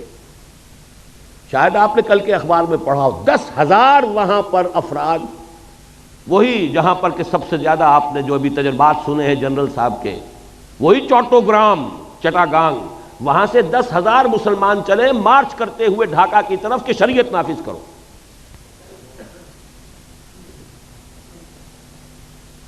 اسلام کے معاملے کا معاملہ، وہ تسلیمہ نسرین کے ساتھ جو کچھ انہوں نے کیا ہے، کیا ان کے اندر مذہبی غیرت نہیں ہے؟ بھاگنا پڑا کہ نہیں اس کو؟ جان بچا کر کیسے گئی ہے؟ بہرحال چھوڑیے، غنیمت ہے کہ وہ بھی ابھی ایک ملک ہے، مسلمان ملک ہے۔ لیکن یہ ملک، اب میں یاد دلانا چاہتا ہوں، اصل میں یہ 2 خطوں پر مشتمل پاکستان تو اللہ نے ہمیں بونس دیا تھا، یہ اللہ کا فضل تھا، ورنہ مصور پاکستان نے انویسیج نہیں کیا تھا۔ یہ مصور پاکستان کون ہے؟ علامہ اقبال موجود ہے، ان کا جو خطبہ ہے 1930 کا، جس میں انہوں نے کہا ہے کہ it's the destiny, I feel it's the destiny, یہ تقدیر مبرم ہے کہ ہندوستان کے شمال مغربی علاقے میں ایک مسلمان ریاست قائم ہوگی، at least the north west of India. مشرقی پاکستان کا کوئی تذکرہ نہیں ہے ان کے خطبے میں۔ یہ تو جب آپ نے اتنے بڑے وعدے کیے، جب آپ کے راس کماری سے لے کے در خیبر تک گونجا دیا آپ نے، یا تو کبھی گونجا پاکستان کا مطلب کیا لا الہ الا اللہ کے نعرے سے، یا گونجایا تھا علامہ مشرقی نے چپراس سے، وہ بھی راس کماری سے لے کر اور گیا ہے در خیبر تک۔ لیکن بہرحال اللہ نے دیا، لو 2 خطوں پر مشتمل، لو ایک نہیں 2 لو۔ لہذا ابھی وہ اصل مصور پاکستان کا اصل پاکستان باقی ہے۔ دوسری بات یہ نوٹ کیجئے، اس بر عظیم ہند میں اصل پاکستان جو بنا تھا وہ یہی تھا، 1206 تک کا پاکستان یہی تھا۔ 712-13 میں آئے ہیں، محمد بن قاسم اس وقت کے مغربی پاکستان یا جو وٹ ریمینز آف پاکستان کا جنوبی نصف جو ہے اس وقت مملکت اسلامی میں شامل ہو گیا، شمالی ابھی نہیں ہوا۔ 300 برس کے بعد محمود غزنوی اور پھر غوری، یہ جو اب باقی شمالی ہے مغربی پاکستان یا وٹ ریمینز آف پاکستان کا، یہ اس قلب رو میں آ گیا۔ یہ تو پھر 1206 میں جا کر کہیں دلی پر حکومت قائم ہوئی، تو تاریخ نے آپ کو وہاں پہنچایا ہوا ہے۔ ابھی بہت غنیمت سمجھیے، بہت غنیمت سمجھیے، لیکن جو صورتحال ہے وہ یہ کہ ہم نے کوئی سبق نہیں سیکھا۔ مجھے بتا دیں، اور میں یہ نہیں کہتا کسی اور کو دیکھیے، اپنے گریبان میں جھانکیے، آپ کے لیل و نہار، آپ کے روز و شب، آپ کی مشغولیتوں اور دلچسپیوں میں سرے منہ کوئی فرق واقع ہوا ہے؟ کوئی آپ کی زندگی کا نقشہ بدلا ہو، کوئی پرائرٹیز چینج ہوئی ہو، کوئی ترجیحات بدلی ہو، کسی نے حرام خوری چھوڑی ہو، کسی نے سودی معاملہ چھوڑا ہو؟ اپنے اوپر قیاس کر لیجئے، کوئی سبق حاصل نہیں کیا۔ بد سے بدتر، اور یعنی ہے تو اس وقت کے مقابلے میں 100 گنا زیادہ، فحاشی ہے 100 گنا زیادہ، فراڈ ہے، غبن ہے 100 گنا زیادہ، بلکہ 1000 گنا زیادہ۔ کون سی چیز؟ اور نوٹ کر لیجئے، کچھ معاملہ ہے، تقویم ہے اللہ کی، 25 برس کی مہلت اس نے دی تھی۔ شمسی حساب سے تو یہ بنے تھے 24 برس اور 4 مہینے، قمری حساب سے ہو گئے تھے پورے 25 برس، جب ایک کوڑا پڑا ہے آپ کو، اور دوسرے 25 برس مکمل ہونے میں صرف 1 سال اور 2.5 مہینے رہ گئے۔ یہ 23 برس جو ہے، یہ تو ہے وہ شمسی، اللہ کی اور ہماری جو دینی تقویم ہے وہ تو قمری ہے۔ رمضان آنے میں کتنے مہینے ہیں؟ اور 27ویں، 2 بھی کہاں رہ گئے اب؟ 27ویں رمضان کو 49 برس مکمل ہو جائیں گے، پھر 1 سال اور۔ میں وہ سینس آف ارجنسی چاہتا ہوں کہ منتقل کروں۔ دوڑو زمانہ چال قیامت کی چل گیا، وہ دوسرا کوڑا۔ اور یہ آج جمعے میں تقریر کر آیا ہوں مفصل کہ صورتحال ہماری اس وقت یہ ہے۔ ایک میں نے تمثیل پچھلے جمعے دی تھی، کچھ دنوں سے میرا احساس یہ ہے کہ اس وقت ہمارا حال قومی اعتبار سے ایسے ہے کہ جیسے کسی شخص کو جکڑ دیا گیا اور ہاتھ پاؤں وہ ہلا نہ سکے، کھڑا ہے، لیکن ساتھ ہی دیکھ رہا ہے اپنی آنکھوں سے کہ کوئی اژدہا ہے جو اس کے گرد جو ہے اپنے کوائلز، اپنے بل جو ہے وہ لگا رہا ہے، اور کوئی دیر کی بات ہے کہ ایک دفعہ ذرا اگر وہ تناؤ پیدا کرے گا اور ہڈی پسلی ایک ہو جائے۔ یا کوئی شخص دیکھے آنکھوں سے کہ سیلاب کا پانی چڑھتا آ رہا ہے، اب میرے گھٹنوں تک تھا، اب یہاں تک آ گیا، اب سینے تک آ گیا، اب کوئی دن کی بات ہے، ہل نہیں سکتے ہم۔ وہ ورلڈ بینک اور IMF، وہ ذرائع ابلاغ عالمی سطح پر، یہودیوں کا مالیاتی نظام عالمی سطح پر۔ میں نے پچھلے جمعے کہا تھا، ذرا سوچئے تو صحیح، کیا نواز شریف مسلمان نہیں ہے؟ مسلمان ماں کا دودھ نہیں پیا ہے؟ میاں شریف کا بیٹا ہے کہ جو تہجد گزار ہیں، جہاں تک سنا ہوتا ہے، یہ خود بھی نمازی ہے۔ کیا بپتا پڑی تھی اسے 2/3 میجورٹی رکھنے کے باوجود، اسلام کے نام پر ووٹ لینے کے باوجود، شریعت کی بالادستی کے لیے دستور میں ترمیم کیوں نہیں کر سکا؟ جبکہ نظر آ رہا تھا کہ میرے سارے الائز چھوڑ کے جا رہے ہیں، میری دنیا لٹ رہی تھی اور میں خاموش تھا۔ یہ گئی جماعت اسلامی، یہ گئی JUI۔ کیا اتنا ہی کودن ہے کہ اسے معلوم نہیں ہو رہا تھا کہ یہ میری اپنی سیاسی جو ہے موت واقع ہو رہی ہے، سلو پوائزننگ ہو رہی ہے میری؟ کیوں نہیں کر سکتا؟ نہیں کر سکتا۔ عالمی قوتوں کا دباؤ ہے، جکڑے ہوئے ہیں آپ، عالمی استعمار ہے، نیو ورلڈ آرڈر ہے، مالیاتی نظام ہے، مہاجنی جکڑ بند کے اندر آپ کسے ہوئے، ہلیں گے کیسے؟ وہاں تو زلزلہ آ گیا تھا کہ انہوں نے بینک انٹرسٹ کو ربا قرار دے کر حرام قرار دے دیا، زلزلہ آ گیا دنیا میں۔ وہ جو پائپ میں چلی آ رہی تھی ایڈ، وہاں پر بھی پاؤں رکھ کر روک دیا گیا۔ بہرحال ایک شکل تو یہ ہے، اور دوسری اس وقت کی شکل یہ ہے جو میں نے آج جمعے میں کہا ہے، ہمارا حال یہ ہے کہ جیسے کوئی جانور یا کوئی انسان کہیں مر رہا ہو، کوئی زخمی پڑا ہوا ہے، ابھی جان ہے، تو گدھ آ کر جمع ہو جاتے ہیں، ابھی نوچتے نہیں، کھسوٹتے نہیں، جب تک کہ جان نکل نہ جائے، کیا پتہ ہاتھ اٹھا کے مار ہی دے۔ وہ گدھ ایک طرف کشمیر پر امریکہ کا گدھ منڈلا رہا ہے، اسے سینٹرل ایشیا میں بھی ایک اسرائیل کی ضرورت ہے، عالم عرب کے اوپر اسرائیل اس نے مسلط کر دیا۔ اب تو کیوں لگائے کھڑے ہیں ماننے کے لیے اور سر جھکانے کے لیے، ہار ڈالنے کے لیے، اندر خانے سب ڈالے ہوئے تھے پہلے ہی، وہ تو صرف پردے اٹھ رہے ہیں۔ یہاں بھی چاہیے سینٹرل ایشیا میں، پھر شمالی علاقوں پر آپ نے کل کی اگر خبریں نامی اخبار میں جو خبر آئی ہے، ایک ریاست اسماعیلی ریاست قائم کر کے پرنس کریم آغا خان اور پرنس فلپ آئے اس لیے تھے پاکستان، ابھی بے نظیر سے کیا طے کر کے گئے ہیں، ادھر بلوچستان کے ساحل پر علاقہ دیا جا رہا ہے، ایران کو ٹیکل کرنا ہے، خلیج کے دہانے پر بھی تو بیٹھنا ہے آخر۔ باقی یہ کہ وہ جناح پور ہو، کوئی ہانگ کانگ، کوئی اور سنگاپور، چاہیے نا، یہ وہ گدھ ہیں جو منڈلا رہے ہیں،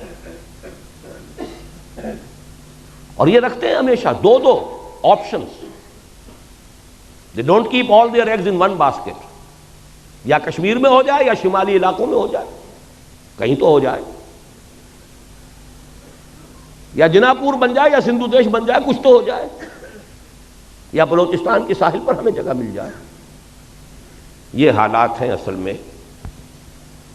بہرحال آگ ہے، اولاد ابراہیم ہے، نمرود ہے، کیا کسی کو پھر کسی کا امتحان مقصود ہے۔ الہی خیر میرے آشیاں کی، زمین پر ہے نگاہیں آسمان کی۔ ہمارے لیے تو آسمان ہی ہے امریکہ بہادر، نیو ورلڈ آرڈر۔ علاج کیا ہے؟ علاج اس کا وہی آب نشاط انگیز ہے ساقی، توبہ، رجوع کرو اپنی اصل کی طرف جس کے لیے پاکستان بنایا۔ توبہ افراد کریں، توبہ کریں، اپنی معاش، اپنی معاشرت میں سے غیر اسلامی چیزیں نکال دیں، پھر توبہ قوم کرے، اور اجتماعی توبہ کے لیے ایک مضبوط جماعت ہو کہ جو منکرات کے خلاف جہاد کرے اور طاقت کے ساتھ جہاد کرے، کسی کی پولیٹیکل گیم میں نہ آئے، کسی پاور پالیٹکس میں نہ آئے۔ پاکستان میں خلافت کی دعوت، دو الفاظ میرے نوٹ کر لیجئے، قیام خلافت کی دعوت، اور پورے عالمی سطح پر نظام خلافت کے علمبردار بن کر کھڑے ہو جائیں، جس میں پہلا مرحلہ پین اسلامزم کا ہوگا، پورے عالم اسلام کو متحد کر کے خلافت کے نظام کے تحت لانا۔ میں آپ کو سنا چکا ہوں گاندھی کا جملہ جو قائد اعظم سے کہا تھا، آپ کے پاکستان کا مطلب پین اسلام تو نہیں ہے نا۔ یہاں میں اب ایک آیت مبارکہ کا حوالہ دے رہا ہوں، وہ خلافت ہے کیا؟ ویسے تو یہاں میں تقریریں کر چکا ہوں، بڑی مفصل تقریریں کر چکا ہوں، اس کا سیاسی ڈھانچہ کیا ہوگا، دستوری ڈھانچہ کیا ہوگا، معاشی ڈھانچہ کیا ہوگا، لیکن امیر جمع ہے احباب درد دل کہہ لے، پھر یاد دلائی کر رہا ہوں۔ ایک آیت میں جدید اسلامی خلافت کا پورا نقشہ موجود، آیت نمبر 59 سورہ نساء، یا ایھا الذین آمنوا اطیعوا اللہ واطیعوا الرسول واولی الامر منکم فَإِن تَنَازَعْتُمْ فَرُدُّوهُ إِلَى اللَّهِ وَالرَّسُولِ إِن كُنتُمْ تُؤْمِنُونَ بِاللَّهِ وَالْيَوْمِ الْآخِرِ ذَلِكَ خَيْرٌ وَأَحْسَنُ تَأْوِيلًا۔ دیکھیے جدید ریاست کے 3 پلر شمار ہوتے ہیں: لیجسلیچر، اطیعوا اللہ و اطیعوا الرسول، کتاب و سنت. ایک ترمیم دستور میں ہو جائے، شریعت کی ٹوٹل بالادستی، ہر معاملہ کتاب و سنت کے تابع، خلافت بن گئی. قرارداد مقاصد اصولاً طے کر چکی، صرف یہ ایک ترمیم درکار ہے جو نواز شریف صاحب نہیں لا سکے. لیکن اس کے لیے بڑی عوامی ایک جد و جہد کی ضرورت ہوگی، جانے دینے کی ضرورت ہوگی. پوری قوم اگر کھڑی ہو گئی، اور پوری قوم سے مراد اتنی معتدل تعداد میں لوگ کہ پوری قوم کے اندر جو ہے ایک آگ لگا دیں، تو کوئی امریکہ کا باپ کچھ نہیں کر سکتا. اور سب سے بڑی بات پھر اللہ کی مدد آئے گی. ان تنصروا اللہ ینصرکم لینصرن اللہ من ینصرہ، اللہ لازماً مدد کرے گا اس کی جو اس کی مدد کرے گا. تو لیجسلیچر اطیعوا اللہ و اطیعوا الرسول پر دستور کے اندر ایک ترمیم سے ٹوٹل بالادستی. نمبر 2 اولی الامر ایگزیکٹو. یہ اولی الامر منکم، مسلمانوں میں سے ہوں، غیر مسلم نہیں. وہ ذمہ ہوگا، پروٹیکٹڈ مائنورٹی ہوگا، جان مال عزت آبرو کی حفاظت کا ذمہ لیں گے. لیکن نہ لیجسلیچر میں اس کا دخل ہو سکتا ہے، اس لیے کہ وہ کتاب و سنت سے متعلق ہے. وہ نہ کتاب کو مانے نہ سنت کو مانے. نہ ہی ایگزیکٹو کے ٹاپ پر وہ ہو سکتا ہے. ہاں ملازمتوں میں، ٹیکنیکل شعبوں میں ان کی خدمات سے فائدہ اٹھائیے. اولی الامر منکم. باقی اگر جھگڑا ہو جائے، آیا یہ شے شریعت کے مطابق ہے یا نہیں ہے، جھگڑا اسی کا ہونا ہے نا.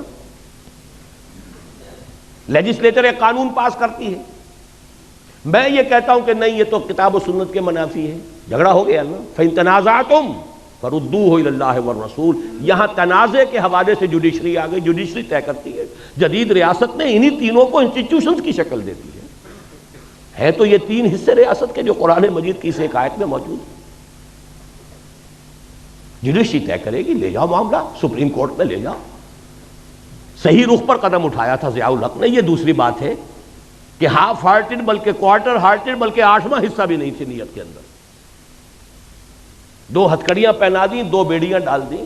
دستور بھی بالا تر شریعت سے، آئلی قوانین بھی بالا تر شریعت سے، مالی قوانین بھی بالا تر شریعت سے.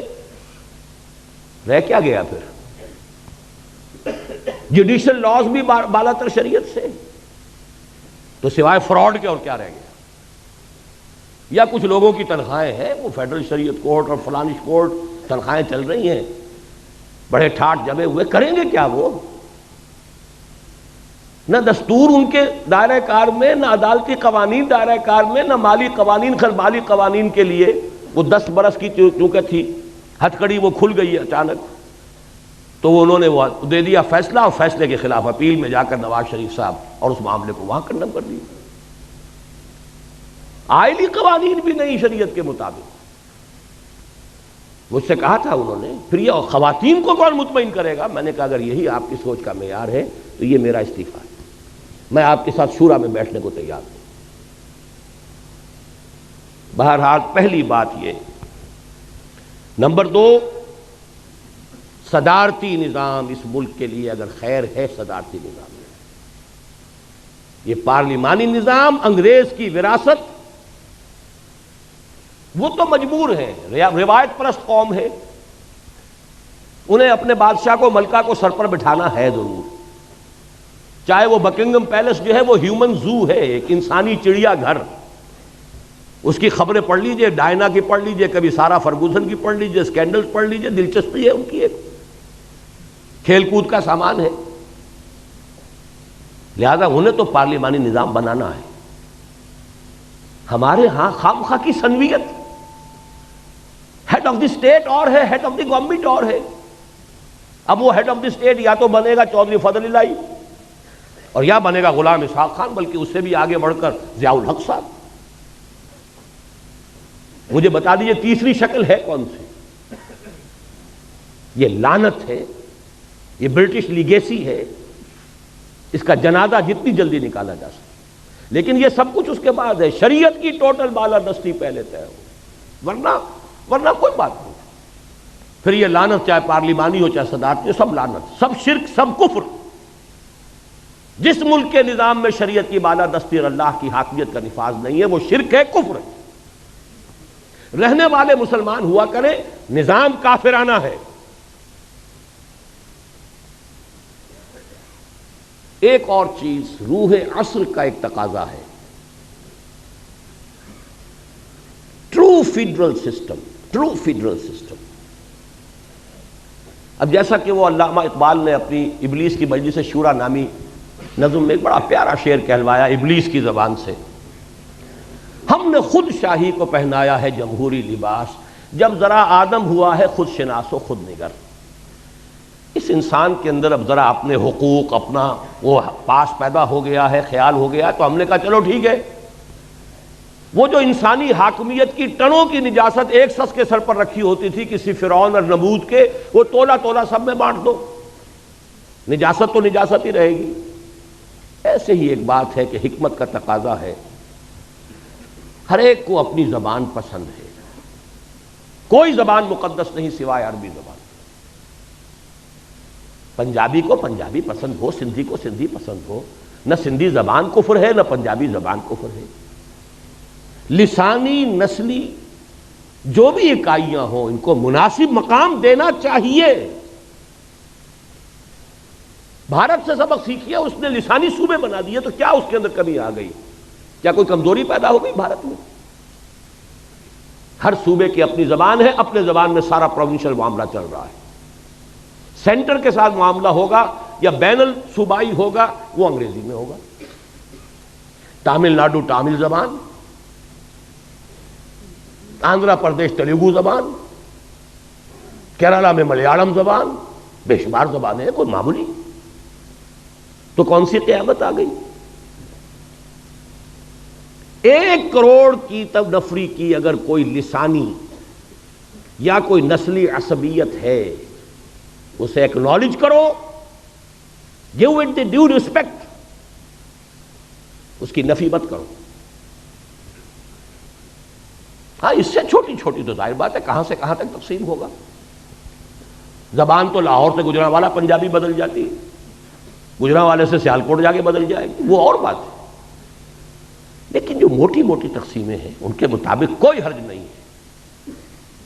یونائٹڈ اسٹیٹس آف پاکستان بن جائے کوئی حرج نہیں، فیڈرل گورنمنٹ مضبوط، لیکن یہ کہ اس کے ساتھ اسٹیٹس کو آٹونومی دیجیے، اپنا ڈیولپ کرو۔ ہاں شریعت کے خلاف کوئی شے ہونے نہیں دیں گے، یکجہتی کی ذمہ دار فیڈرل گورنمنٹ ہوگی۔ آج دنیا میں نظام چل رہا ہے، امریکہ کا نظام اور ہے کیا، صدارتی نظام، وہ بھی لیا ہے خلافت سے۔ ہر کجا بینی جہان رنگ و بو، آنکھ از خاکش بروید آرزو، یاز نور مصطفیٰ اورا بہاش، یا ہنوز اندر تلاش مصطفیٰ۔ شیطان کو جمہوریت اس لیے دینی پڑی ہے کہ خلافت راشدہ میں عوام کو ایک حق دیا گیا ہے، مسلمانوں کا منتخب خلیفہ ہوگا، مسلمانوں کی رائے ہوگی، امر المسلمین ہوگا، تاریخ انسانی میں پہلی مرتبہ اسلام نے دیا ہے، تب شیطان کو بھی پیروی کرنی پڑی۔ تو اب اگر کوئی دنیا کی اچیومنٹس ہیں ان کو ایکنالج کیجئے۔ تیسری بات یہ، اور یہ جیسا کہ میں نے عرض کیا سندھ کے مسئلے میں سیاستدانوں کے اپنے معاملات ہوتے ہیں، کبھی الطاف حسین صاحب کا کوئی بیان آ جائے گا، کبھی کوئی بیان آ جائے گا، کبھی صوبہ چاہیے کبھی نہیں چاہیے۔ وہ تو سیاست میں تو سیاستدان پیترے بدل بدل کر اپنی جو بھی اس کے ساتھ نیگوسیشنز ہیں، بارگیننگ ہے، بدلتی رہے گی۔ لیکن میں ڈنکے کی چوٹ کہتا ہوں اور بہت عرصے سے کہہ رہا ہوں، کوئی حل نہیں ہے اس کا سوائے اس کے کہ چھوٹے صوبے بنائے جائیں۔ سندھ کی تقسیم نہ ہو تو کوئی حل ہے ہی نہیں۔ 1 کروڑ سے زیادہ ہے کم سے کم مہاجر اردو اسپیکنگ، اس کو ایکنالج کیجئے، کوئی تو علاقہ انہیں دیجئے کہ ہاں یہ ہمارا ہے۔ انہوں نے یہ کہا تھا ایم کیو ایم نے ایک زمانے میں کہ ہمیں صرف کراچی کی کارپوریشن جو ہے، جب وہ کارپوریشن پہ آ گئے تھے، ہمیں یہاں 2 چیزیں، پولیس ہمارے تابع کر دیجئے، ٹریفک ہمیں دے دیجئے۔ کوئی دینے کو تیار نہیں، کچھ تو دو۔ اگر آپ ڈپرائیو کریں گے، احساس محرومی اس انتہا کو پہنچا دیں گے۔ میں نے کتاب لکھی تھی مسئلہ سندھ، استحکام پاکستان، اس کے لوازم، 10 سال پہلے کی کتاب ہے، اور اس کے بعد مسئلہ سندھ پر۔ سیاست دان نہیں ہوں، میدان میں نہیں ہوں، بازار سے گزرا ہوں، خریدار نہیں ہوں، لیکن حالات کو جانتا ہوں۔ مجھے بصیرت اللہ نے عطا کی ہے۔ سرما ہے میری آنکھ کا خاک مدینہ و نجف، مدینہ و نجف کی بجائے کہہ دیجئے ہماری آنکھ کا سرما ہے قرآن اور سنت، اللہ کی کتاب اور اس کے رسول صلی اللہ علیہ وسلم کی سنت، اس کی احادیث، یہ بصیرت ہے ہماری بھی۔ تو نظر آتے ہیں، حقائق نظر آتے ہیں۔ آخری بات یہ کہ سرکاری زبان کا طے کیجئے کہ یہاں پر عربی ہوگی، اور فوری طور پر عربی کی پہلی جماعت سے تدریس لازم ہے۔ 20 برس کے اندر اندر کایا پلٹ جائے گی اس ملک کی، اور یہ پورے عالم عرب کے ساتھ کنٹینیوس اس کا معاملہ۔ پین اسلامزم کی طرف قدم اگر بڑھے گا تو اس کے حوالے سے بڑھے گا، اور اس کے بعد آپ کا مسئلہ حل ہوتا ہے۔ اور سب سے بڑی بات جو ہم نے آیات آج پڑھی تھی، بنی اسرائیل کے بارے میں وہ ساری بحث کرنے کے بعد کیا فرمایا تھا، جو ہم پر بھی 100% راست آتا ہے، عسیٰ ربکم ان یرحمکم، تمہارا رب اب بھی تم پر رحم فرمانے کے لیے تیار ہے، وَإِنْ عُدْتُمْ عُدْنَا، لیکن اگر تم نے پھر وہی روش اختیار کی ہم بھی وہی کچھ کریں گے۔ وَجَعَلْنَا جَهَنَّمَ لِلْكَافِرِينَ حَصِيرًا، اور جہنم تو ہم نے تیار کی ہوئی ہے کافروں کے لیے، وہ باڑا تیار ہے۔ إِنَّ هَذَا الْقُرْآنَ يَهْدِي لِلَّتِي هِيَ أَقْوَمُ، اور اللہ کی رحمت کا دروازہ شاہ درا یہ قرآن ہے۔ آنا ہے صاحبان تلے، یہ قرآن کا سایہ ہے، داخل ہونا ہے رحمت خداوندی میں، یہ شاہ درا ہے، یہ دروازہ ہے۔ ان ھذا القرآن یہدی للتی ہی اقوم، سمجھ لیجئے اچھی طرح، میں نے اگر اپنی زندگی کے 30 برس لگائے ہیں اس قرآن مجید کے پڑھنے پڑھانے سیکھنے سکھانے، انجمن بنانے اور قرآن اکیڈمی بنانے اور قرآن کالج بنانے، قرآنی تربیت گاہیں اور کیسٹس، تو یہ کوئی مولویانہ میرا کوئی پیشہ نہیں ہے۔ میں نے تو سن 54 میں MBBS کیا تھا، یہ کوئی میرا مشغلہ نہیں، کوئی ہابی نہیں، یہ اس تشخیص پر ہے۔ یہ سارا کام ہوگا قرآن کے ذریعے۔ خار از محجوری قرآن شدی، شکوہ سنجے گردش دوران شدی، اے تو شبنم بر زمیں افتندئی، در بغل داری کتاب زندگی۔ وہ زمانے میں معزز تھے مسلمان ہو کر، اور تم خار ہوئے تاریک قرآن ہو کر، لہذا اس رکوع میں بھی آخر میں یہی آیات آ رہی ہیں، ان ھذا القرآن یہدی للتی ہی اقوم وَيُبَشِّرُ الْمُؤْمِنِينَ الَّذِينَ يَعْمَلُونَ الصَّالِحَاتِ أَنَّ لَهُمْ أَجْرًا كَبِيرًا وَأَنَّ الَّذِينَ لَا يُؤْمِنُونَ بِالْآخِرَةِ أَعْتَدْنَا لَهُمْ عَذَابًا أَلِيمًا۔ لہذا اس کے ذریعے سے یہ ہوگا، پہلی جماعت سے عربی زبان کی تعلیم شروع کیجئے تو لامحالہ قوم بحیثیت مجموعی قرآن سے قریب تر ہونی شروع ہو جائے، اس عمل کا آغاز تو ہو جائے۔ باقی تفاصیل میں نہیں جا رہا، وہ تو یہ کہ ایک جو ہے دستور کی بات طے ہو جائے کہ کتاب و سنت کی بالادستی، دی بال ول بی سیٹ رولنگ، وہ تو گیند جو ہے چل شروع ہو جائے گی، بھئی یہ حرام ہے، یہ حرام ہے، چھوڑو، آلٹرنیٹو لیجسلیشن کرو، لیجسلیشن کرتا چلا جائے۔ بہرحال اس کے سوا میں پورے انشراح صدر کے ساتھ کہہ رہا ہوں، پاکستان کے لیے کوئی بچاؤ نہیں۔ اقبال کا وہ شعر کہ اپنی ملت پر قیاس اقوام مغرب سے نہ کر، خاص ہے ترکیب میں قوم رسول ہاشمی، 100% منطبق ہوتا ہے تو پاکستان، یہاں کوئی اور شے نہیں ہے جو اسے استحکام دے سکے، کسی بنیاد پر مستحکم ہو ہی نہیں سکتا سوائے اسلام۔ اور اگر ادھر نہیں آئیں گے تو اللہ کے عذاب کا دوسرا کوڑا تمہاری داستان تک بھی نہ ہوگی داستانوں میں۔ اللہ تعالیٰ اس انجام بد سے ہمیں بچائے، ہمیں توبہ کی توفیق عطا فرمائے، اور یہ توبہ ان فرد سے شروع ہوگی، اپنی جگہ ہر شخص جو ہے اس توبہ کے لیے تیاری کرے۔ یہ تقسیم منطقی ہے تو پھر سرائیکی صوبے کے قیام کے بارے میں کیا رائے ہے؟ میں تو اس کے حق میں ہوں، میں تو کہتا ہوں 1 کروڑ کی بنائیے، 12 صوبے بنائیے اس ملک کے، اور جو بھی اس ملک کا ویل وشر ہے ہمیشہ یہی کہتا ہے یہ صوبائیت کی لعنت ختم اس سے ہوگی، چھوٹے صوبے بنائیے۔ آپ نے نہ معلوم کتنے نئے ضلع بنا لیے، نئے ڈویژن بنا لیے، نئی تحصیلیں بنا لی، نئے سب ڈویژن بنا لیے، صوبہ معلوم ہوتا ہے کہ قرآن و سنت کا لکھی ہوئی کوئی لکیر ہے، آسمان سے اتری ہے، انگریز کے بنائے ہوئے صوبے، اور وہ مقدس ہو گئے۔ ان کو تو ایک مرتبہ توڑ کر اور کم سے کم 12 صوبے اس ملک کے جو ہے 1 کروڑ کے انداز کا ایک صوبہ بننا چاہیے، اور اس میں لسانی جو ہے معاملات کو بھی سامنے رکھیے۔ اگر پٹھان کہتے ہیں ہمارے صوبے کا نام پختونخوا بنائیے، کیوں آپ کے پیٹ میں مروڑ اٹھتا ہے؟ کیوں آپ کا نام پنجاب ہے اس صوبے کا؟ اور سرحدی صوبہ نام رکھا ہوا، کون سی سرحد؟ پاکستان کے 4 صوبے سرحدی صوبے ہیں۔ پنجاب اس کا شمال مشرقی سرحدی صوبہ ہے، سندھ جو ہے اس کا جنوب مشرقی سرحدی صوبہ ہے، بلوچستان اس کا جنوب مغربی سرحدی صوبہ، یا تو سب کے نام یہ رکھ دیجئے، تب بھی کوئی منطق ہے، کوئی دلیل ہے؟ ورنہ ہندوستان اتنے بڑے ملک میں تو شمال مغربی سرحدی صوبے کے کوئی معنی تھے، آج کیا معنی ہے اس کے؟ بلوچستان بلوچوں کا صوبہ ہے، بلوچستان نام ہے کہ نہیں ہے؟ بعض چیزوں کو خام خواہ جو ہے ہم نے اس کے ساتھ الرجی بنائی ہوئی ہے، اور ان چیزوں کو جو پوج رہے ہیں بیٹھ کر کچھ لوگ، کچھ دانشور جو ہیں، ان کو اس کے سوا کوئی اور چیز سوچتی نہیں۔ نئے صوبے بنائیے، نئے نام رکھیے۔ کہیں ہندوستان میں تامل ناڈو نام سے کوئی صوبہ تھا؟ اکثریت وہاں کے صوبوں کے نام بدل چکے ہیں۔ آندھرا پردیش کہیں تھا دنیا میں؟ تامل ناڈو کہیں تھا دنیا میں؟ سب صوبے بدل گئے۔ پنجاب جو ہم چھوڑ کر آئے تھے، جو تقسیم کے وقت چھوٹا پنجاب تھا، 3 ریاستیں بن چکی ہیں، اس کی 3 اسٹیٹس ہیں، ہماچل پردیش، ہریانہ جہاں سے میرا تعلق ہے وہ علیحدہ ریاست ہے پنجاب، اور یہ پنجاب بڑا تھا۔ بہرحال اگر آپ ایک ملک کی وحدت کو قائم رکھنا چاہتے ہیں تو ان چھوٹے صوبے چھوٹے، اور انہیں زیادہ سے زیادہ آٹونومی دیجئے خدا کے لیے، ورنہ یہ جو کچھ ہو رہا ہے کچھ مفاد پرست طبقات ہیں۔ آپ نے 1 یونٹ بنایا، لیکن یہاں کا جو پنجابی سرمایہ دار تھا لاہور کا خاص طور پر، اس نے وہ بے ایمانی کی ہے، اس نے پنجاب کو یہاں جو ہے 1 یونٹ کا دارالخلافہ بنایا۔ اس سے بڑی بے ایمانی کوئی ہو سکتی؟ ہندوؤں نے امرتسر میں 1 اینٹ نہیں رکھی پاکستان بننے کے بعد، آزادی کے بعد، صوبائی دارالحکومت بنایا چندی گڑھ پہاڑوں میں جا کر، اور آپ پورے پاکستان کا ایک صوبہ بنا کر اور صدر مقام بنا رہے ہیں لاہور شریف کو۔ کس حساب سے صحیح ہے؟ جغرافیہ کے حساب سے صحیح نہیں، ڈیفنس کے حساب سے صحیح نہیں، لسانی اعتبار سے صحیح نہیں۔ آپ ملتان بناتے، ڈیرہ غازی خان بناتے، ہر اعتبار سے وہ مرکز تھا، لسانی اعتبار سے مرکز۔